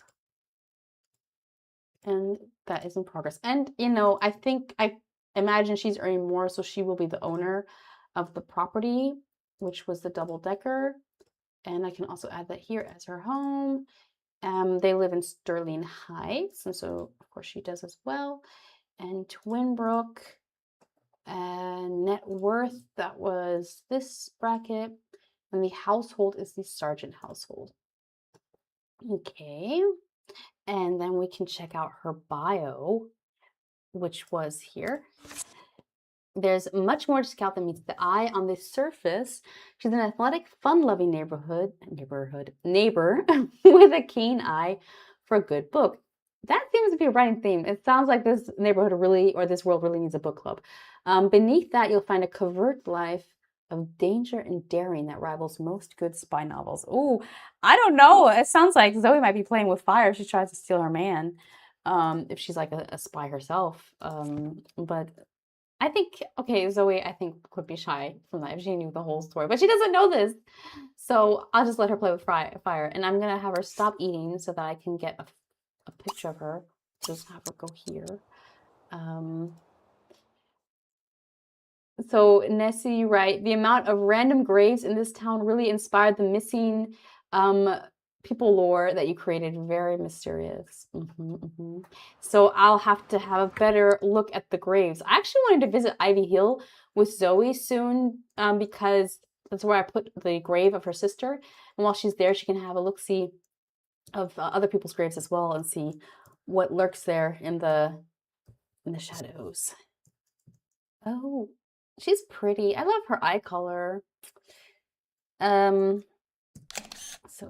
take a photo and then bring back to the UI, and then I will go and I have to go back quickly to my screenshots folder. Edit that photo, crop it. She's very pretty. She's also a redhead. So maybe he has a thing for redheads. That could make sense because if I'm not mistaken, I think he had the hearts for Zoey when Bobby first met her. So I just now cropped the photo, and now I can bring it into Squish to make it a bit smaller so that we can upload it to Notion. And oh, that reminds me, didn't I? Yeah, while I'm here, I can actually do the same thing with the house. So I'm squishing that right now as well, because that was also quite large. And then I can now upload the photo for Scout. And I think that was everything for her profile that I wanted to add. She's linked to Bobby, so that's fine. And now I can go to the residence and update that. So it's part of the save file. It's a home. It's the category residential. Picture we just now made smaller. So we can upload that. And then the value, built by, I should get that information. We're at 125,493. Okay, and that is in Twinbrook, Sterling Heights. I would say it's large. I would say that's large. Let's actually have a look at it. So the fitness area, which makes sense since, you know, in the military or the law enforcement, they have to stay fit. This makes me feel a little bit guilty when I see the pet stuff because I'm like, yeah, we deleted them all. There was a petopocalypse, like an apocalypse, but a pet. Yeah, you know what I'm trying to say. Well, they must have had multiple, or maybe one that she just liked to have in every room. But if I start playing the household again, I can always just add a new pet. If they really like pets. Look how spacious. This is a really nice living room. Look at that. That's very, very nice. You know you're doing well if you have 2 seating areas. Oh, very lovely. Oh, and there might be a downstairs. Yeah, we have a, so we have a, it looks like a garage, but it's well done. So I guess the car is parked here then. We have a nice car. So that I think is, oh no, we have to add the household. And that reminds me, I should also real quick jump to the household, add the details there, the neighborhood, the funds. I feel like I keep having a deja vu because I'm like, didn't I just add that? But no, I added it for the other household that I just did. So 19,895. Okay, I think that's everything for them. And I'm going to make it, I think if I right click, yeah, add to dictionary. Okay, that's these households. And let's see who is next. So I could do this household. I might do it because it's right next door. And I think if I just, I can also make it active if I just select the house. Oh wait, I think store version. Yeah, make active. And then I can add the guys. And then I can show Justin to you all. Oh, I think my coffee is already cold. Oh, you said, Nessie said they're all in a better place. Yeah, I guess so. Although this is also a really nice place to be in Twinbrook. But yeah, I guess there's no better place than heaven. Assuming, of course, they all went to heaven. So we have Justin Case, who's going to be the love interest. Justin Case, who's part of that gamer household you made, Nessie. And wait, let me not assume how old he is. He is a young adult. And a guy, and I'm curious. I'm not already going to his bio. So just out of school, Justin more than knows his way around the high-tech electronic boards of electrical circuits. He's hoping that with his computer know-how and inventing skills, he'll be able to support his streamer lifestyle. Okay, so he's a streamer. So I guess he likes to be at home probably and has a like streamer lifestyle. He's genius, handy, everybody in this town, that's interesting that they're perceptive because they might, you know, be perceptive about that lore you mentioned, Nessie. But let's add them. Genius. We've got handy, perceptive, light sleeper. But it makes sense that they all have that trait because that must have come with the ambitions pack, and you know, because that was the pack that this world came with, and I think it came with that investigator profession, so it makes sense. And he's an Aquarius by the looks of it. Aquarius. Career track. He is in science. And he's a test subject. So he's in level 1, test subject in science. And he's in level 1. And he's in progress. I could theoretically also add the skills for the Sims, but again, I'm lazy. Where are the skills? Here. So I only do that for the Sims that are really important to me. So actually, theoretically, I could do that for him since I do want him to get to know Zoey. And he's, yeah. Nessie, you say also you think it's a trait because it came with ambitions. Yeah, I think that makes sense because, you know, they would want to showcase the new content with the Sims that they add to that world. So yeah, that makes sense. Yeah, you didn't mess with, so you say you didn't mess with the traits unless they were really wild. Yeah, that makes sense. So that it's like still true to the original lore. That's fair. So he is in Twinbrook and he's also in Sterling Heights. Oh, wait, I think I wanted to add his traits. I mean, his skills. So he has logic, inventing, and handiness all level 4. So logic skill level 4, handiness skill level 4. And what was the other one? Inventing? Yeah, inventing. I imagine he would get along with Marshall with the experimentalness and handiness and all that. So those are skills. And then we go back here and then the residence. So, or while we're here, actually, I can just grab a photo of him. Perfect. Not too bright. Get that away. Oh yeah, I added a mod that changes the eyes. It's really cool, actually. It lets me like edit the size of the pupils and everything. But I fear it might have made the eyes of some of these Sims be a bit weird. But I can change that when I play him, because they look a bit small. But I think I'll just take a photo as he is right now. But do you also see the, oh wait, no, oops. The details on that skin, crazy. That's because of a mod I downloaded. I so many mods to make them look like really sharp and everything. So real quick, before I forget, I'm going to go and crop his photo and then make it smaller and then upload that. I'm cropping it. Be 4x3. He's so cute, even with the little itty eyeballs or the pupils. He's still cute.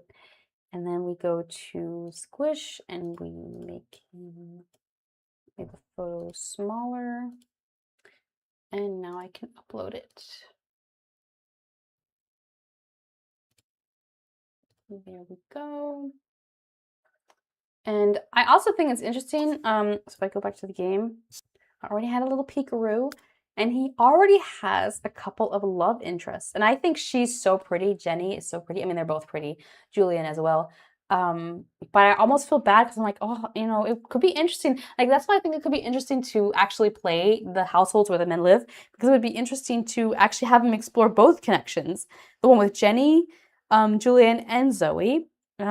Just, you know, add some, like, make the triangle into like a polygon or something, like add some more, like, how do you say, chances for drama. But also just to get to know more Sims in the town. But for now, I'm not going to be saving them in the Sim Compass. But yes, we wanted the name of the house. So I'm just going to go over there and see if my coffee. It's cold. It's okay. It doesn't have caffeine in it anyway, so it's not like it was like desperately needed. Greek Revival. Okay, that's a cool name. Greek Revival. And I think what would we call this name? This household. Maybe the gamer household. Gamer house hold. And then we will net worth. So I have to find, so nobody's at home, but I think I need, or do I need him at home? Because that was an issue beforehand to get a good screenshot of the home. So I'm just going to take a screenshot of the home real quick. Seems like it's loaded just fine, even though he's not home. No! It's ugly again. I was trying to move the camera. Let's see if it loads up fine. Because beforehand we were having an issue with that pasture home. For some reason it kept loading and then unloading. It was weird. But this seems to be working better. So I think I'll take that as the screenshot. So net worth. So if I just go to him real quick, it should show me his net worth is 18118. So they'll be in this bracket. And who would theoretically own the place? So he's not that wealthy. He's also criminal level 1. Okay, so I'll consider Wei to be the owner of the home. So I won't add Justin as the owner. I'm just gonna real quick add his name to the dictionary. And so yeah, I think that's everything filled out for him. I consider the other guys are his friends, so I'm gonna add them here. So the next guy is Lang, or actually, no, yeah, I think it's best to add all of them. Let's not exclude anybody from the household. Like, I'm lazy, I won't save the kids always, but this is his friend. So I feel like I would feel bad if I don't save him, even though he's like, I don't want to be mean, but I don't think he's Zoey's type. Lang Grid, and he is a young adult as well. He is a guy and hates the outdoors. He's a couch potato. There. Then we have Genius. Okay. He's excitable. Oh wait, did I remember? Yeah, I think I added the bio beforehand. Excitable, and he's a loser, poor guy. And before I forget, I'm gonna grab that bio. Does he have a thick enough skill to make it in the rough life of a criminal?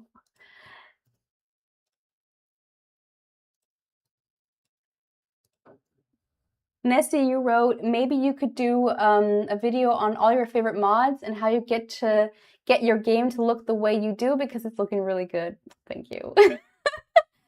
She had a facelift. She got the most expensive Hollywood doctors, and she was like, help me out and bring me up to speed to 2026. And they were like, we got you.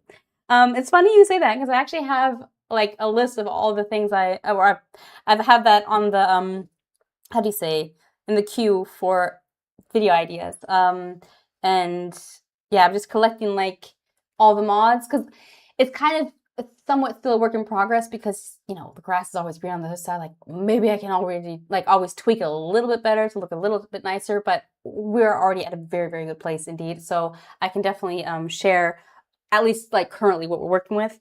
Because so far it seems to be fine, because you know there's always a thing like, oh, is that compatible with the other thing? But I can like tell you like straight up, this is what I'm working with. This is, in my experience, what works together as well and won't give problems, at least for the time being that I've played so far. But I can definitely share that. And Mystery, you ask, you said you had the HQ mod, but you removed it because your game lagged. Yeah, that sucks. And don't worry about your English. Your English is perfectly fine.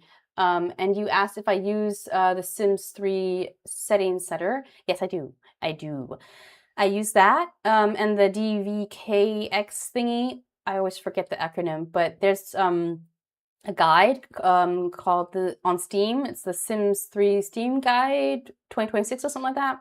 And that's where I basically followed almost everything there. Like, I ignored the NROS stuff because I already have all that installed, and I think I have that all like installed with the right settings. But I definitely use the S3SS thing.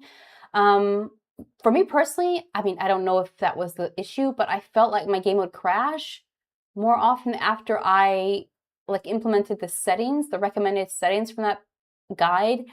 When I installed it with just whatever was default set, I didn't have issues. I mean, again, I don't know if that was the issue because I've been doing a lot and adding a lot to my game in the meantime, so I don't actually know if that was the cause. But I can actually show you real quick if I bring this up. So what I mean is I had like changed settings here according to the guide. And for me personally, I found it's better if I have a TPS value of 240 and a frame rate limit of 30, and here as well. Like, I had that set already to 30, and here I had it to 480. And I feel like, based on what I've read online, that it's best to have this be 480 if this here is 60. So I feel like the 480 setting wasn't maybe compatible with the 30. setting. But right now I've got like this, and that seems to be fine. I don't have anything in experimental checked because, you know, people are online say that you have to be careful with that. And I've seen other people's settings, like other people have these things checked and stuff like that. But and I think I had this checked as well. And I just I kind of like, how do you say, I took a step back and like was like, okay, let's bit by bit, because I don't know what caused any issues. And so for me right now, it's like better less is more. And so I definitely set this, but I set it to 240 and 30. And so this is what basically my settings look like. So I don't have everything checked. And then here I have this thing that warns me about high memory usage. I do not know why my game is like always using a lot of memory. I don't know why, but it warns you when it does, and it warned me at the very beginning. And I thought, like, when I save my game, I thought it helps, but at least in my experience, it warns me of that because, you know, the game could crash if the memory gets too high. And then I save my game because people say, okay, when you get that warning, that is actually a moment to save so that if it does crash, like, you don't lose progress. And I don't know if, like, when you do that, it also kind of like resets whatever memory is being used. Because I have the impression when I do that, when I save, that the game, like, I don't get the pop-up anymore and I don't have crashes. Knock on wood. But yeah, that's definitely something you can set here as well. So at least you get like a heads up before the game crashes. And then here, I don't even know what this is, but okay, nothing can be set there. And here I have it set to full screen. And here I didn't change anything. But I'm actually using something else to fix the UI because otherwise this would be teeny tiny, this here, because I'm on a 4K monitor. And so I use something called the Tiny UI Fix. And it looks a bit intimidating, but it's actually pretty easy to use. It's like a BAT file. But if you get it from GitHub, so I wouldn't get it from Mod The Sims because there's been some weird viruses there and stuff like that. So I'm like, I don't really trust any like EXE or BAT files from there. But if you grab it from GitHub, it should be fine. Like I grabbed it from there because then you're really getting it directly from the creator. And it's so easy to set up and use. And then it makes like if you're on a bigger screen, it makes it to where this also gets bigger because like it was hell looking through like build by mode with all these tiny little icons. I couldn't like tell what I was looking at anymore. But this is perfect. This is an exercise. Oh, and also I have updated my UI itself. Like you'll probably notice, this looks different. This is gosh darn it. I think it's called the Cloud UI. I have the blue version, but I can definitely share that in the video when I like go through all the things I've done to make her pretty. But I really like it because it's fresh and clean and there's not too much going on. I like that, the minimalisticness of it. And it carries on, like it's also here as well, like in other like interface windows. And I just really like it. So yeah, that's a quick, oh yes, the Cloud UI by Cow Plant Cartel, exactly, mystery. That's the one, Cow Plant Cartel, which is actually a really fun name. I don't know why I forgot it. That's actually a really catchy name. But yeah, so I love it. It's really, really nice. And I don't think I'll ever want another one. I really like the color lilac. Her purple was a bit too purple for my taste, but she also uploaded something where you could even edit the colors and like have it be a custom color. Like, and the laziness came over me and I was like, no, I'll just be like blue is pretty too. But I think that's really cool. You can even make it like, you can customize it even to your liking entirely. So that's really nice. But yeah, so beautiful, beautiful like community making it to where we can have the game looking like this today. It's incredible. But yes, so we were working on Lang the criminal, as it seems, according to his bio. Oh my god. It says here he would like nothing more to sit inside and play video games. I can relate. I can relate. Unfortunately for him, playing games won't pay his bills, so he's taken up running jobs for the local crime syndicate. Does he have a thick enough skill to make it in the rough life of criminal? We will see. We will see. And so next we need to see what his sign is. So it says he's a Capricorn, career track, criminal, I assume. Yes, criminal, and he's a decoy. That's interesting because imagine if somehow Zoey had like a meetup with her, Justin's friends, and Bobby and his wife, and she's in law enforcement, whereas Lang here is not in law enforcement. I wonder if that could lead to some conflict. That could be interesting. But he's a decoy in the criminal track, level 1, and that's in progress. And then world is Twinbrook. The neighborhood is Sterling Heights, which I feel like is my favorite neighborhood, but I could be biased. He lives in the Greek Revival. He doesn't own it. Net worth is that. The household is the gamer household, and that's everything there. I don't think there's anything more. Okay, the portrait, of course, and I want to make it to where this is added to the dictionary.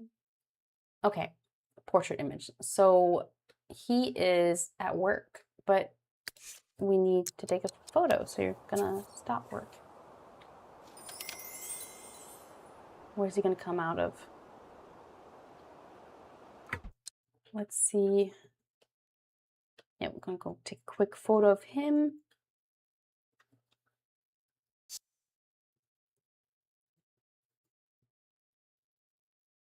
So, but you see what I mean? I feel like the lighter skin tones just, look a bit better with whatever optimizations I have. Like there's not as much gradient in the skin, if that makes any sense. But that's fine. I might like figure that out. Like again, like I said, I'm always like tweaking and trying to figure out, because it's also a thing like these visual mods on their own are probably great, but then I combine it with my G shade and I combine it with this and this and that, and then it could lead to something that you actually don't want. And so there's just tweaking. And oh my gosh, I do not know how to work with G shade. Like I'm so dependent on the people that create these presets.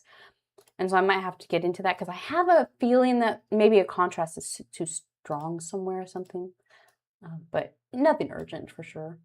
So I am cropping Lang's photo, and then I am running that through squish.app so that the photo can get smaller so that I can upload it as the portrait image.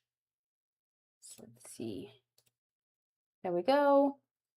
And so I think that's everything on his end. And then I can go here to friends.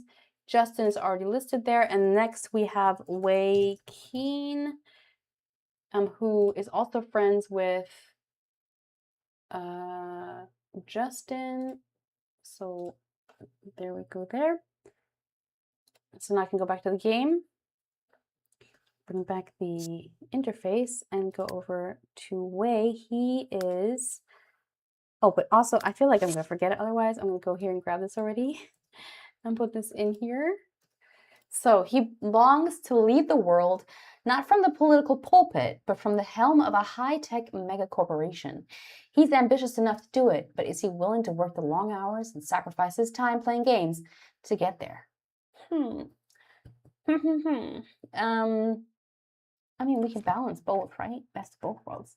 So he is an adult, so he's the only adult in the household, and that makes sense. Or wait, did I add that for Lang? Yeah, he's a young adult. So it also makes sense then that Wei owns the Greek Revival.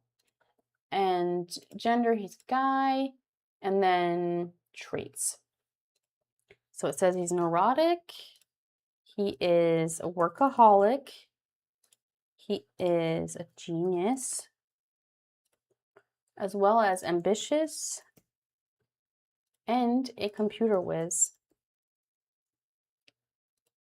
And his sign is that Sagittarius? No, that's Capricorn. Career track is business, level 4. Okay, well, then we can add that for him. He's a corporate drone in the business track, level 4. And that's current. And then we can add Twinbrook. The neighborhood is Sterling Heights still, and it's the Greek Revival where he lives. He lives in the gamer household, and net worth was this. So this is all filled in. Now I just need to grab a photo of him. Okay. So where is he?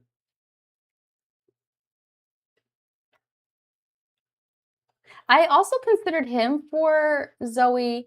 And I also saw like he already has a love interest and all that, but I think Justin's just cuter. And also I thought she'd probably vibe better with Justin than with a corporate guy. I just felt like that wasn't her vibe probably. So we're not gonna go for Way. But I mean, I don't know. Like I have to have her meet them and everything, and then potentially things might change depending on how the Sims react to each other, like when they meet each other. So let's try to get that photo. Oh, my E key on my keyboard is sometimes stuck. See if I can get this photo. Okay, that's good enough. Okay. And then I'll go grab that photo and crop it to the 4:3 ratio. Make sure his face is in the middle. Save that, and then pull up Squish to make the photo. Oh, well, it wasn't huge, but we can still make it smaller. And upload that. And then I think I just have to look into the household and the lot. Yes, this all looks good. Okay, the residence. Upload the picture.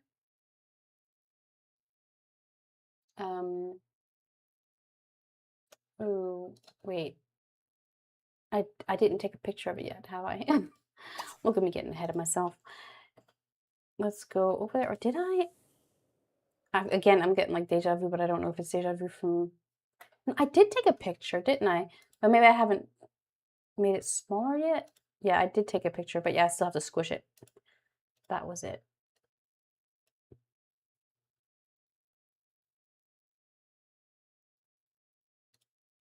There we go.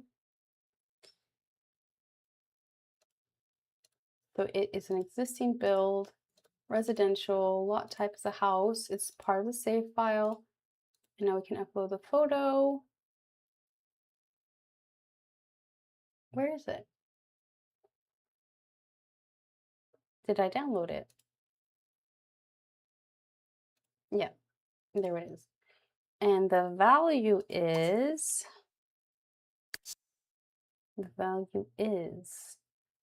these are some very wealthy Sims in this town. They're doing very well for themselves. So that's all that information. And then Twinbrook, Sterling Heights. And again, I would say this is a large home, right? Or medium. Like what do I consider medium then? I guess this could be medium, because I guess a large would also be like almost mansion-like, right? So yeah, I guess we can consider this to be a medium house. And then the gamer household. So I think that's everything. He's the owner, yes. And you can see here we have the residence. And so now I can fill in the details about the gamer household. So in which world they are, which neighborhood, and the funds. So I can go back 14381. And I think that's everything that we need to know about that household. Okay. And so now I have to have a think. Who else? I think Molly's the only one left, really, that I care to save. Yes, I think that's almost all Sims on the top of my head that she's really had any relation with. And then we can maybe save some lots that I think were cute that she's visited so far. Oh no, there's this guy too. Mark Brandt. Okay, Mark Brandt. And then Molly. Molly's here. Okay, perfect. And then I think I'm happy with the amount of Sims I've saved so far. So Mark Brandt, can save him first. He is so he's an adult. He's a guy. And I'll just swap over to his household and make that active. Store progression. And make it active. So, is it loaded? Oh no, I just have to be patient. Okay, so he has a net worth of 100,000. So we're in this bracket. We can go grab his. He has a passion for art, especially painting late at night. However, he also wants to go to space and become an astronaut. Do you think his superior will let him bring his canvas and paints on the rocket? Well, I think we could allow that. So we have his bio, and then we can fill in his traits.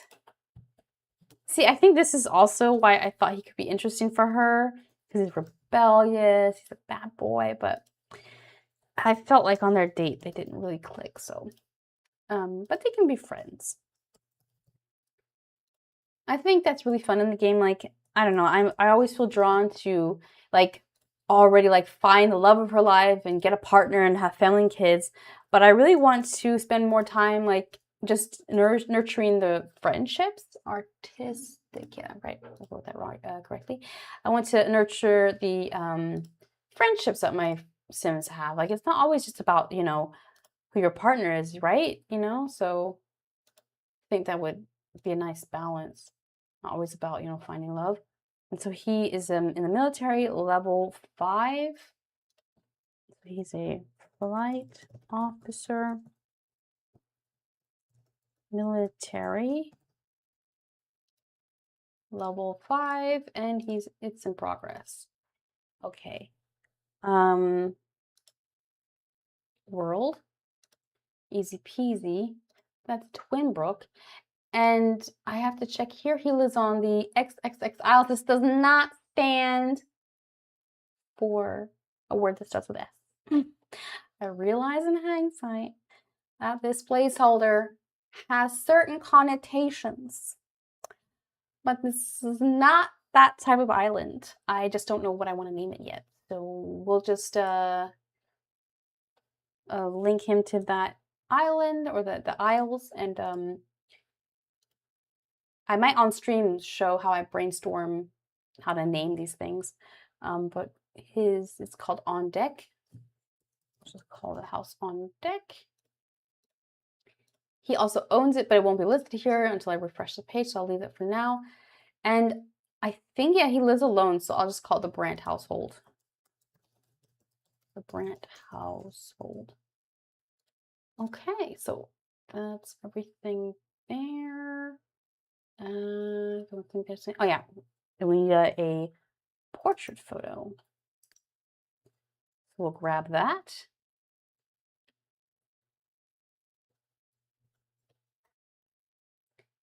It seems like he's inside his home, which is good. That means hopefully the lighting will be good. Won't be too harsh. Because this sunlight is strong. Where is he? Where are you? Show yourself. Let me go focus on him again. Just like oh, there he is. There he is. He is cute. It's too bad it didn't work out between them. Too bad. He kind of has crazy eyes. I probably am going to have to sort out his pupils. As you can see, you might have to adjust some of your Sims in hindsight. Okay, let's see. He has a face on him. He looks very disturbed. It's like, oh my god. Okay. Well, that's just, you know, if you come to photo day looking like that, Mark, what am I supposed to do? You know, we only have so much time and you have to pull a better face. So we go and get the photo. I'm gonna go crop that. So we're basically almost done collecting our sim profiles. And then we can move on with some of the places. So there's this pancake place we went to the other day. The pool I want to save. I think that'd be fun. And then I might like discover one new place. So I'm just gonna go grab that screenshot and make it smaller again. Yeah. Yeah, he does look haunted, Nessie. He does. You know, that could be part of his storyline. Maybe he's going through some stuff. He definitely looks the part. So now I'm just uploading it. And I think that should complete his profile. I'm curious, who are his current love interests, if any? Oh, so he likes redheads. These are some gorgeous redheads. So pretty. Okay. This guy looks cool. I love his hair.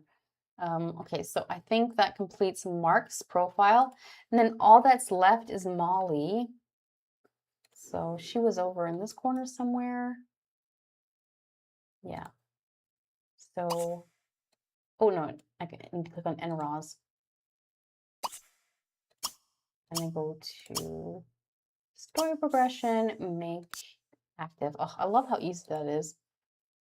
And then I can already, I think her name was Molly Coddle. Yeah. Molly Coddle. She is a young adult. She's a gal. And she has the traits loner, genius,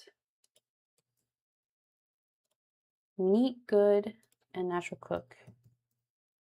Okay, so neat doesn't exist yet, so I'll create that. Neat, good. And I don't think anybody's been a natural cook yet in the save file. And she's a Cancer. Cancer. And career track is, oh, she's in the medical career. Medical level 5 as a resident. Resident medical level 5 and currently in progress. Okay, so in the world is Twinbrook. She lives, I think she also lives on the Isle. Let me go over to her home. Yeah, she does. Oh, that reminds me, I think I still have to, oh yeah, I didn't update the house from Mark, but I can do that in a sec. So hers is called Sea Salt. Sea Salt. And net worth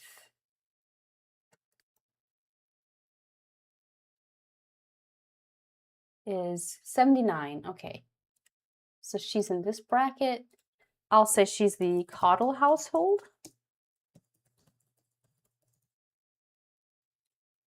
Okay. That looks good. And let me go grab a photo of her. And then I'll also grab a photo of her, what do we call it? Her home. Go here. I just think she looks so adorable. Has these like chubby cheeks.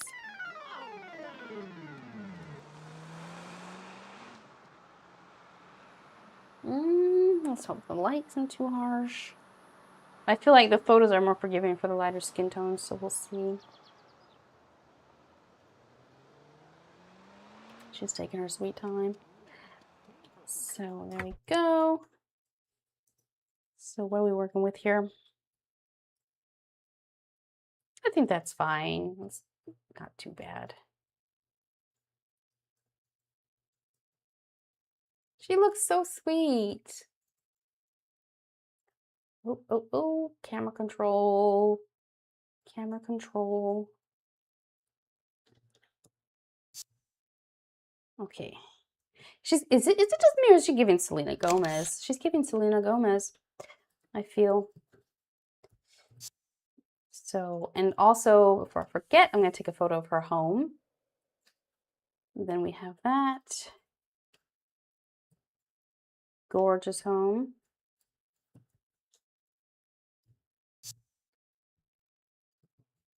Just wait for everything to load in.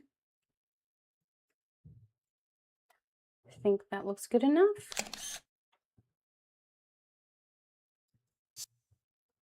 Okay.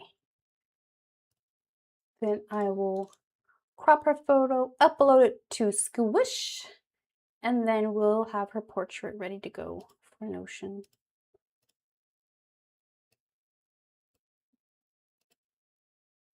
Save that.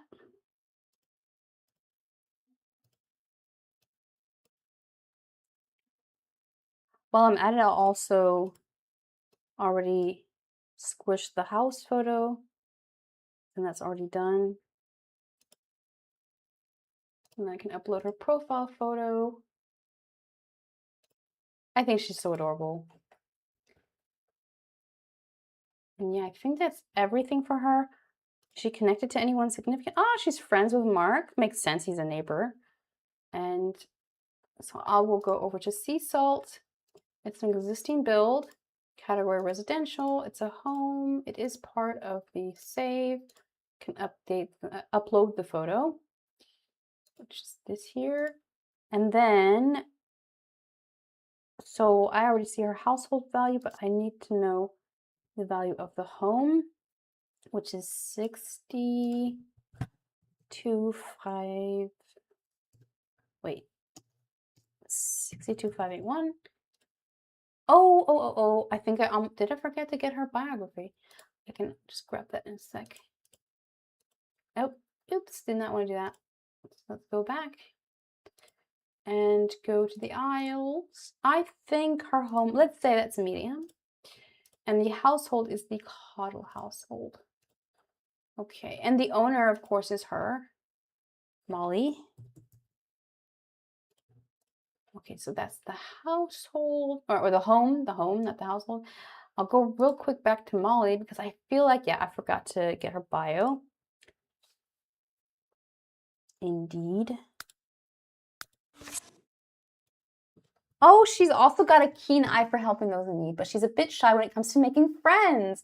Will her career at the local hospital open her up to some new friends and relationships? It sounds like she can very much relate to Zoey then. So we have everything about her.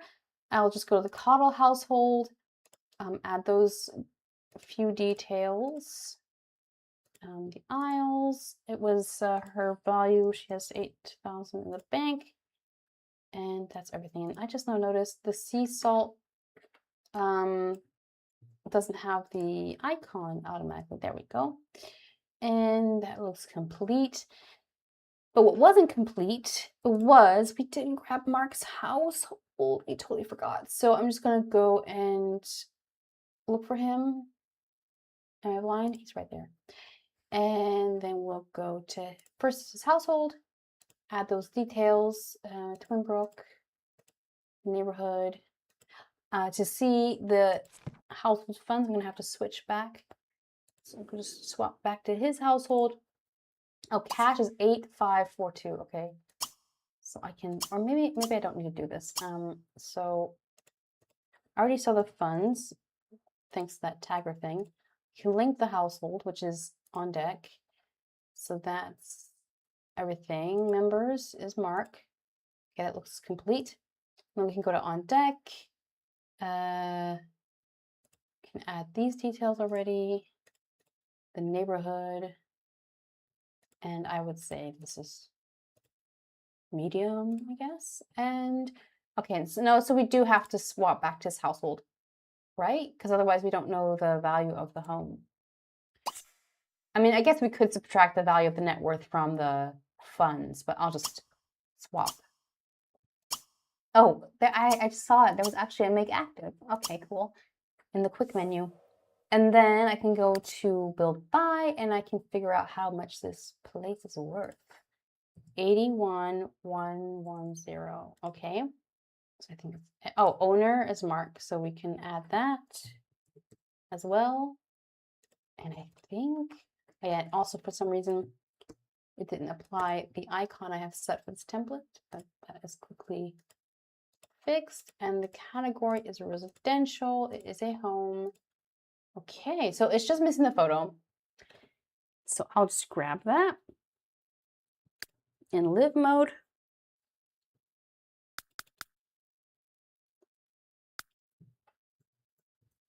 So let's back up. Oh, wow. Maybe we need to zoom out a little bit. Okay. Oh, he has a cool car. So I will now go and grab that Oh, that is huge. 15 megabytes. No way Jose would Notion let me upload that. Oh, you gotta go, Nessie. No worries. Thank you for stopping by. It was lovely to have you. I hope you enjoy the rest of your day. Let's see. So I downloaded that, and now I think I can upload it.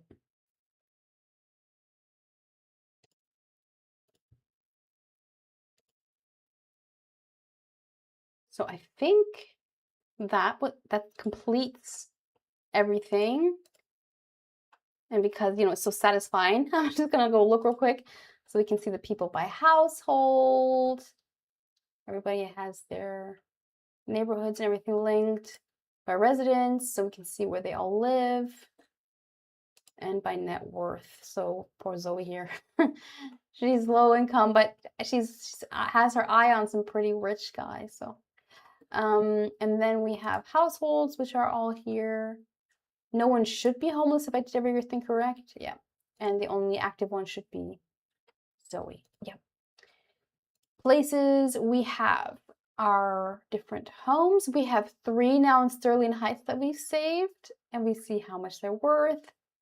Okay, that looks good. None should be under construction, and none should be in Mountain World. So that's correct, and no stories saved so far. Okay, sounds good. Looks like I've done everything correctly. So now what I want to do is I just want to grab the, well, not grab the lots technically, but like screen grabs of them where we visited so far, just so that like I can have it in there. Also, because I can link the places to journal entries, so I can show just real quick so you know what I'm even talking about. So I can create a journal entry in here, and I can like give it a title. I can link it to a household, a world, a location, and that's where it's nice to have actual locations. And I think it would actually be cool if I had, I think, so if I go over here, I could also edit it to include the lot type, Yeah, I think, yeah, so if it's a home, if it's, yeah, I can include that here. Where would it be nicer to have it here in the front or here? Because it's kind of cut off here. Maybe I can remove world, happily neighborhood. Yeah, I think I'll leave it like that. So you can like customize the Notion template if you were to get it like to have it as you'd like. And so I think it'd be nicer to have maybe the lot type, because we won't always maybe be linking a home. We might link a restaurant, and this can like give us an extra like reminder of what that lot was, like if maybe on deck doesn't really tell you a lot. And so that's that. And then you can also link characters and legacies and stuff. And then here you can actually like jot down the actual information for the journal entry, but I'll just delete this because we don't need this. And so this here, this is a gorgeous place that Zoe's visited like at least like 3 times. She loves it here. And so of course we will take a photo and record it in our sim compass. So I think everything's loaded up from this lot. So I think I can take a picture. Don't recall what its name is though. Let's see. I think if I go into world view, it is the River Junction Beach Park. Okay. So go to places here. Click here. River Junction Beach Park. It is an existing build or, you know, area. It's a community lot, and it is a park. It's a beach. Oh, fishing spot. Oh, I did not. There's a little typo there. It's a beach, I'd say. And the picture, we need to make that smaller because it's definitely too big right now. So I'm squishing that as we speak. Okay, and then I can upload the picture.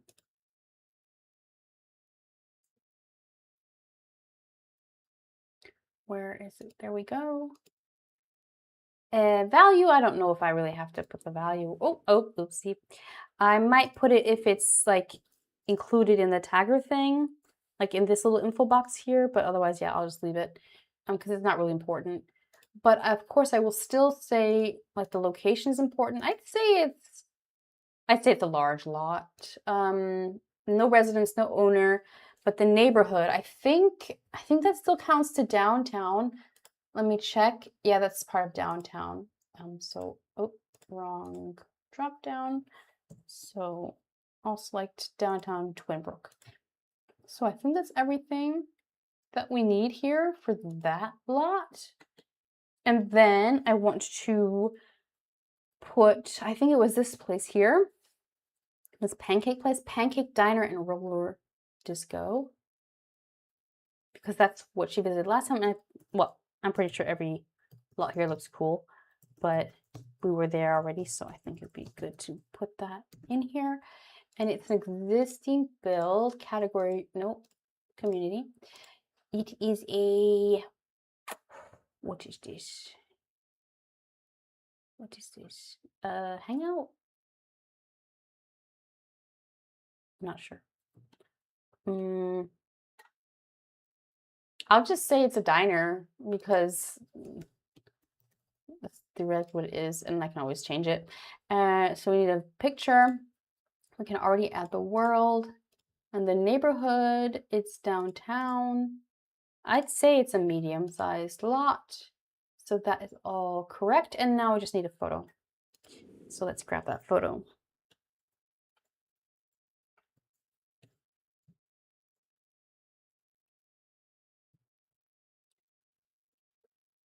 And then I think once we've got this as a community pool, that's actually like right nearby. I'll save that. And the community festival, I think the festival lot I also want to save. And then I think that's all of the, lots, I think. Trying to get a good photo. Like I like, oh, let's just get away from that tree. Like I like this entrance area that you can totally see right now. Like where the, oops, no. Get back. I like this area and the pancake, and I like this area too. So I somehow want to get both of them in the screenshot. And also ideally this here, right here. Let's see. When I click tab, it zooms in really far. Let's see. Okay. It's a bit of a panorama shot, but it looks fine. Get away all that UI and take the photo. Perfect. Perfect, perfect.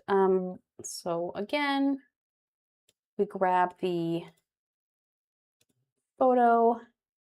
I'm going to squish it, squish.app again. If anybody's new here and is wondering what I'm doing in the background, I'm just making the photos smaller so that I can upload them to Notion, because Notion only allows up to 5 megabytes per file upload in the free plan. And these screenshots end up being huge, like 15 megabytes or something like that, because I have relatively high resolution screens, so 4K, and that just makes them large. So I make them smaller before I upload them so I don't get that like warning. So the Pancake Diner and Roller Disco is now in here. And so let's go grab that screen of the pool, which is over here. It was so much fun to play in that actually the other day. It was such a vibe because it was a hot summer day in the game, and like people were there, they were hanging out. It was really fun. And I had some music playing, like there's a boom bat blaster here somewhere in the back. But it turns out YouTube wasn't very happy with that. And yeah, I got like a copyright thing, not a copyright strike, but a copyright claim for the YouTube video, which is fine. Like it's for the music, for the melody. So you know how it is. They have real artists actually like re-sing their music for the game. But unfortunately that was then recognized and then counted as like a copyright claim, which again is fine. But ideally, like I don't want to have that on my channel, so I'll just have to play without music moving forward when I play with you, but that's fine. So I'm going to take a photo. And then I'm also going to go in this mode so I can actually see what the name of the place is officially. Community Swim Center. Okay. I'm going to add a new place. This is also downtown officially, so that is easy. Community Swim Center. And then we're going to go for existing build. Why do I always click residential? It is a pool. And we'll add the picture in a second. It is in Twinbrook. And it is in downtown. It is, it's medium sized, I'd say. And now we can do our magic with squish and take the photo and make it smaller. So I'm just, you can't see this on the screen, but I am in the background just dragging it into squish.app, making the photo smaller. I can upload it here into Notion. And I think that is everything also that we wanted to do for that swim center. And so we can now also look at the things by downtown. We have a couple of places now. Oh yeah, the community festival center place I also wanted to save, but look, it's kind of coming together now, the save file, huh? You can like kind of, see what is where. Like we already have that overview here, of course, with like I have here a space where I can collect the neighborhoods, and I'll do a little bit of world building as well, because I do want to like write down what's the background, like also behind Twinbrook. Like I have space here to like jot down the history, like have notable places and plans and people and whatever for it. So that could be fun. And then the same also for my neighborhoods, more or less. So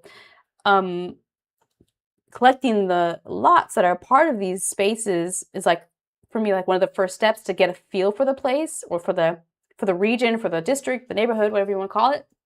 And then like to have an image of what what the Sims can experience in this space, what's the vibe, and then as I get to know the area, the lots, and also the people that live in those areas, I can get a feel for what kind of lore I feel would be or would make sense for each neighborhood. So I'm going to make this big again, just in case I need to reference it.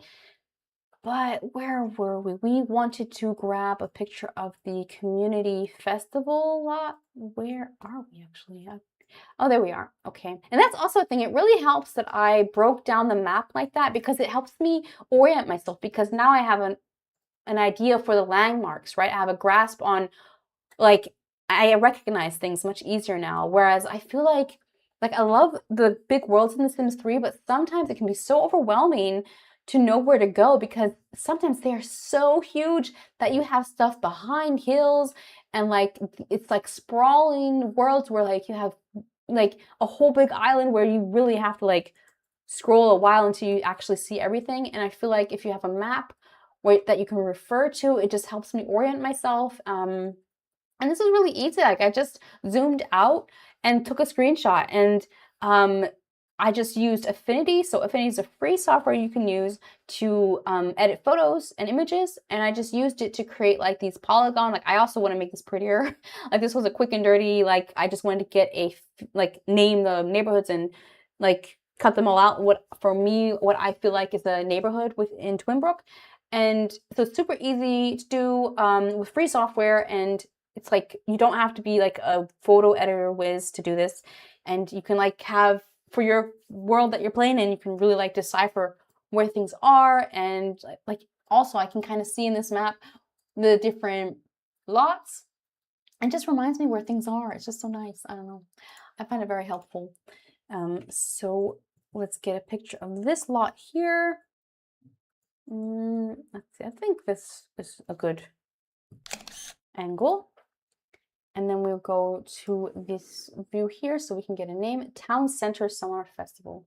I'm not sure if it will change, like, because right now it's the Summer Festival and it might change. I think I'll just call it the Town Center Festival or something, because it might change depending on the season, right?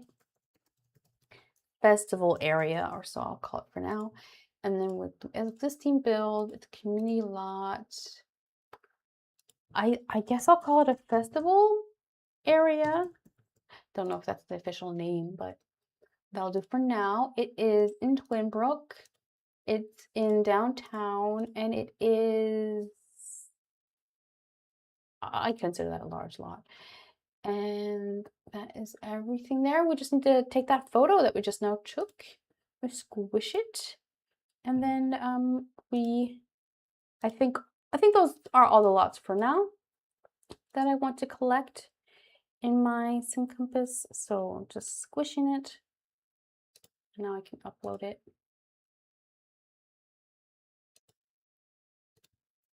Voila. So yeah, that's everything filled out that needs to be filled out for this. And then we have here our downtown, Hollylog Junction, all that goodness. So yeah, I feel like I've completed this, so I'll check that off. And so now it's in my list of completed to-dos. What do you mean discontinued? I completed that. So this is like a little to-do list I can have to remind me of things. And then I'm just gonna double check, oops.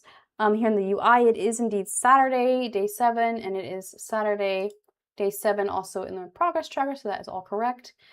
And so yeah, so that's everybody.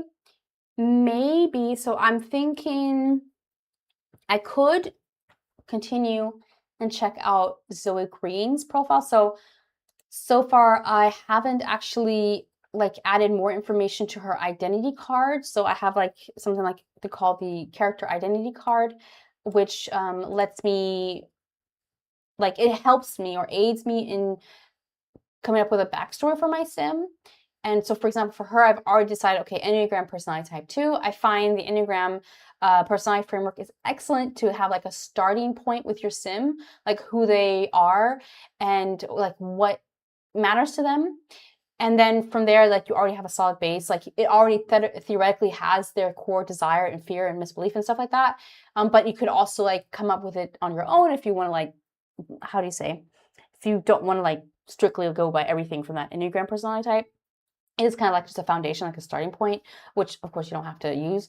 But that can help you brainstorm. And then we have, oh yeah, I also have this reference story generator. So I'll actually bring the Notion over onto my main screen so I can make it a bit bigger.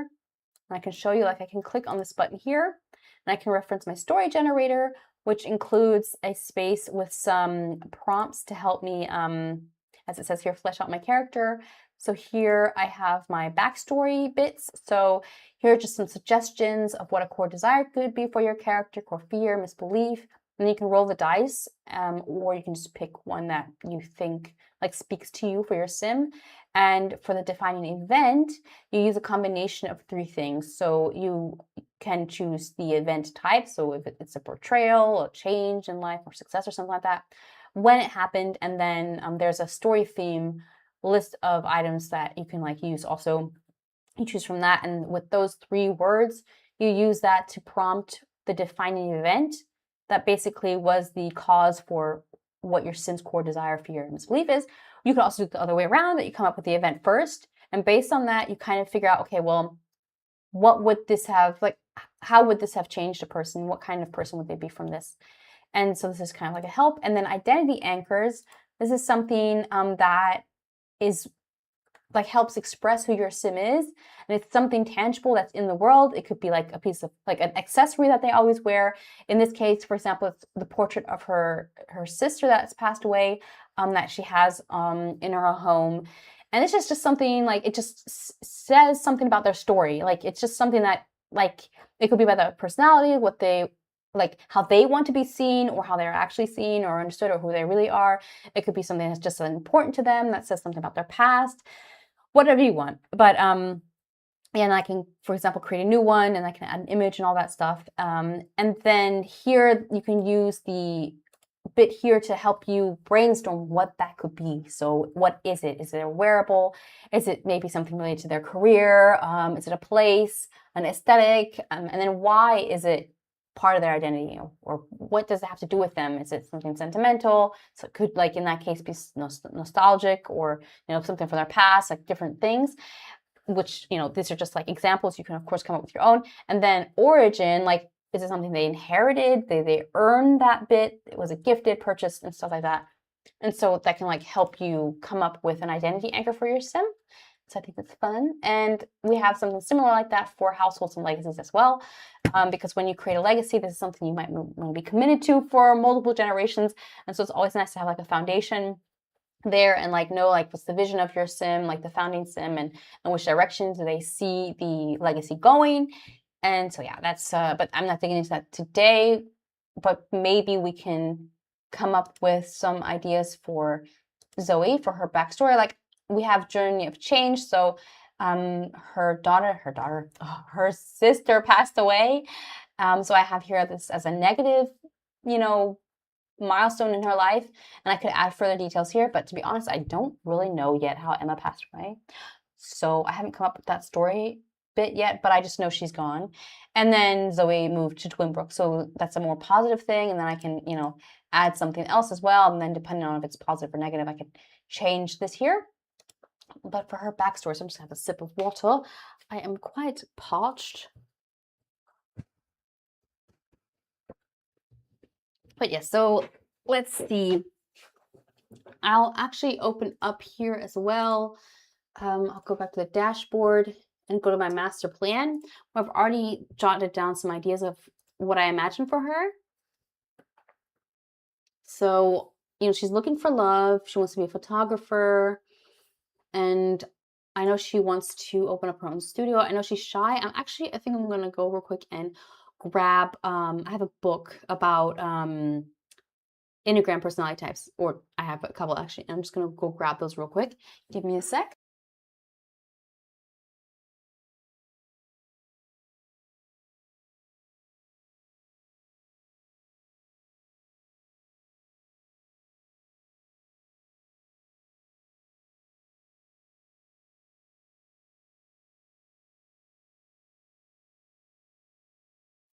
So I've got the books. I've got one is called The Complete Enneagram, 27 Paths to Greater Self-Knowledge by Beatrice Chestnut. And the other one is called The Wisdom of the Enneagram. And it's from Dawn Richard Rizzo and Russ Hudson. I think this is the one that's more my favorite, so I'm just going to put the other one to the side. And I'm going to go to type 2, which is the helper, which is our Zoey here. I just find it helps me like get a grasp on how I could come up with their personality. So let's see. So yeah, it's the caring interpersonal type. They're generous, demonstrative, people-pleasing, and possessive. So basic fear of being unloved and unwanted for themselves alone. Okay. So I'll just put that in there. She could also have multiple fears, but this is a starting point. So of being unloved and unwanted for who she is. I think I'll write it that way because the way they formulated it kind of confused me. And the basic desire is to be loved, which is, he explains why she's so crazy to find a guy so quickly. And her super ego message, so that's something from the Enneagram, is you are good or okay if you are loved by others and are close to them. And so I think that would actually be her misbelief probably. You are good or okay if you are loved by others or close to them. Yeah. Oh, again, that E getting stuck. So I think that's like, I feel like she probably doesn't feel whole. Oh, my keyboard looks like it's gonna die soon. Well, that'll be the end of the stream then probably, but that's fine. Let's see how much juice it has still. But so I think that could explain why she cares so much about finding someone, because I think until she has someone who gives her the feeling that she's worthy, until then she isn't like really entirely convinced of that yet. And that could be the reason for her people-pleasing tendencies, as it says here. That's kind of like the type 2 personality. It would explain it because, they're probably just always trying to be on someone's good side because they don't want to push anyone away by no means, because that could mean like that, the person would reject them potentially. And I think that also is maybe a reason for imposter syndrome, because she is maybe just like generally not very confident. But let's see. So like, I'm just like, how do you say, flipping through here, and it has some stuff like some little snippets of quotes of what they would say, like, I care about people. And here it goes a bit in the childhood pattern, like possible childhood patterns. Of course, we can't like diagnose you or anything like that, but like maybe what the childhood would have looked like for somebody who is a type 2 personality. It gives you different wing types. So there are 2 wing types. So you can also imagine with the personality types, there are 9 of them. Okay, so you have this circle divided up into 9 sections. And you have, 1, 2, 3, 4, right? 1 is next to 2, and so on and so forth. And in the case of the 2, a 2 is next to a 3, but it's also next to a 1, right? And so those are the different wings, or how would you describe this? It's kind of like an additional expression of their personality, kind of. And so she could be a 1 wing, which is called the servant, or she could be a 3 ring, which is the host or hostess. And I think she'd probably be the servant, I feel. Let's see, the healthy type of a type 2 personality would be people of this subtype combine warmth with seriousness of purpose as they strive after personal goodness and selfless service. The combination of morality of the 1 and the empathy of the 2 lead to a strong desire to relieve human suffering. These people are often good Samaritans, which it sounds like she would probably be more in the medical career or potentially education, but it doesn't sound like she would then be pulled to the stylist career, right? I don't know. But it says these people are often good Samaritans, willing to take on thankless and unglamorous tasks that others generally avoid. They are more serious-minded than the other subtype, more overt caretakers, often found in teaching, public service, healing professions, and ministry, and working with the disenfranchised or the physically or mentally challenged. So that's a healthy 2 with a 1 wing. And then a healthy 2 with a 3 wing is people of this subtype are more outgoing. Yeah, that's definitely not her. They seek love through the creation of personal connection and making others feel good, which would, I feel like, be inclined to a stylist career, because you do make somebody feel good by giving them a fashion makeover and making them feel, confident and good about themselves and bonita. It says here, the self-esteem of a 2 with a 3 wing is tied to personal qualities rather than the quality of service to others. They're sociable and talkative, charming and adaptable, with much personality in evidence. They enjoy bestowing whatever talents and resources they possess on friends and family, cooking, entertaining, singing, and listening, all as ways of sharing their inner bounty. I feel like she might be a 1 wing. Potentially. So it says here there are also different instincts, so instinctual variants. There is the self-preservation one, the social one, and the sexual one, but that's not like proper SAX. It's just a type of variation. It has actually nothing to do with that. But let's see, I'm just skimming through this real quick. So it says here, self-preservation 2s repress their own self-preservation instincts, focusing on taking care of others. They're most likely to wear themselves out. And then we have social instincts in the 2. They have a powerful desire to be liked and approved by everyone. They usually maintain a busy social calendar and enjoy and choose. That's not her. And then the last one, they are true intimacy junkies of the Enneagram. They are driven to get closer to others, both emotionally and physically. Sexual 2s like to win over people who are attractive to them, especially if these people present a challenge. I think we found instinct in her, because she had no problem that these guys were taken. They fancied her, and she's like, I fancy you too. The only problem was, of course, she wants to be friends with their partners, so she's not going to do that. Girl code, right? But with Bobby, she doesn't know Scott. No, Scout is the woman's name. And so she has no qualms, getting with Bobby. And I think for her, considering she's all about wanting to prove herself, I feel like for her, it would probably be an even better,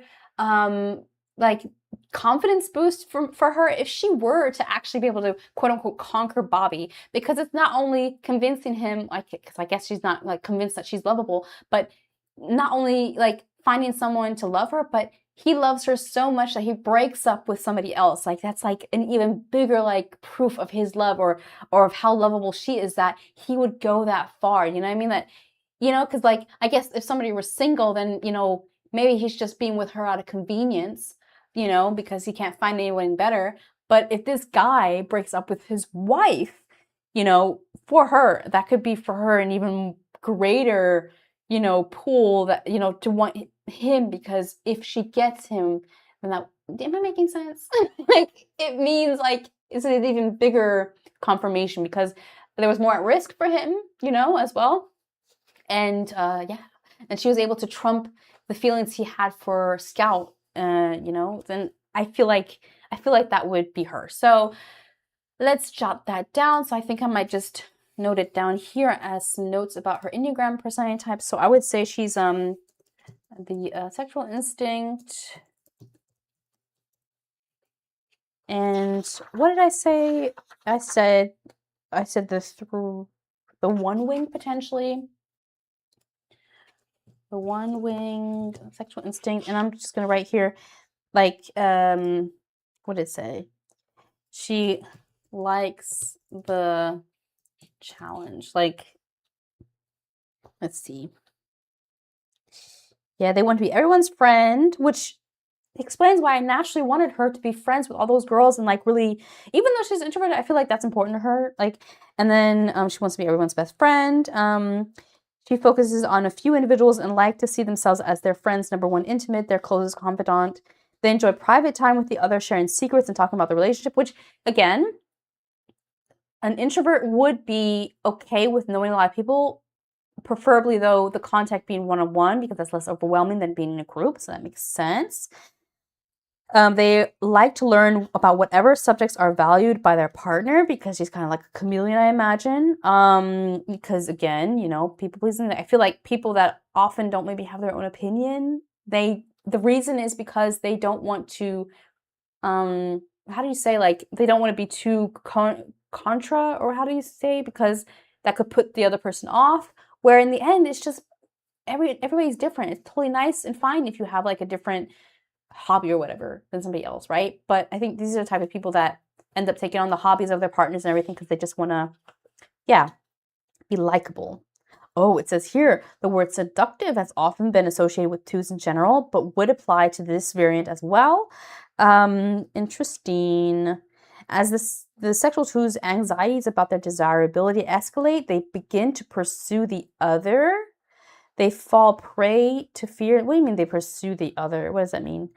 Like somebody outside of the relationship? Okay, it says here, they fall prey to fears that others would not spend time with them if they did not make extra efforts to go after them.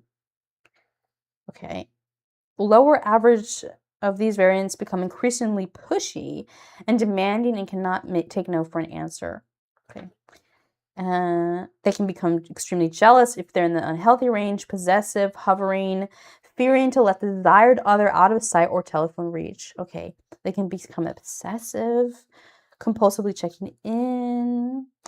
They may stalk the person they're romantically obsessed with or prey on those who cannot refuse their overtures. Oh my god. What? Perfect drama. Okay. Okay, so she's definitely that variant. I think that would be really fun. Yeah, so here's also, then in the book it talks more about like the different roles they can have and just different things that, you know, are interesting, but I won't get into that now. But I feel already like I have a grasp on her. I feel like one of her defining events will definitely be losing her sister, but like I mentioned, I don't really know yet how she lost her sister. So I feel like I don't really have enough to go on for that, go off of. But I like the idea that she has a tendency to be jealous, because, you know, that's like prime drama, right? So we might flesh all this out, like more about the core desire and all that fear and like how it how do you say, expresses itself in her. But I think for now I'll leave it at that. So also, if you didn't see it yet, this is her profile. Isn't she a cutie? So these are her photos. Let's just take a second for that to load. Let's see, can I automatically go to the next one? Yeah, and this is her in full in her little outfit. Very cute, very cute. Okay, so I think that wraps it up for today. I think that's all I wanted to do today. Like, I feel very organized now. We have our little master plan here with some bits and bobs. I have updated the sim compass to include the sims that will be important to our story, like the most important ones. I already know who's going to be part of the love triangle, so it'll be Justin Kays and Bobby Sargent, Bobby the baddie, so he's a bit of a, you know, bad boy, and then we have Justin the gamer slash golden retriever, and Zoey in the middle. yes, so we'll see how messy things can get, knowing now how jealous she can be and all that, possessive, obsessive. Okay, wow. And we also, of course, save the households and places and stuff. But I feel good now. I think now I can like continue playing, and the next session maybe even save a journal entry. Like I reserve that for when something actually substantial happened. Like until then, I'll just have my session log and I can actually check. Yeah, so I did all that, so that's all completed. And yeah, in our next session, I want to get to know Bobby better, and of course, just in case, they actually have to have their meet cute, so I might actually like already like instigate what that can look like. But yeah, thank you for being here. Thank you for watching. Also, if you're watching on the replay, thank you for watching. I hope you had a good time. Yeah, and if you have any questions about mods I use or anything like that, I do think I have a video coming up all about that. So leave that in the comments and I might include that in the video upcoming, or, in a future one after that, if I see it too late. But yeah, so thank you for being here. Thank you for watching, and I hope you enjoy the rest of your day. Bye.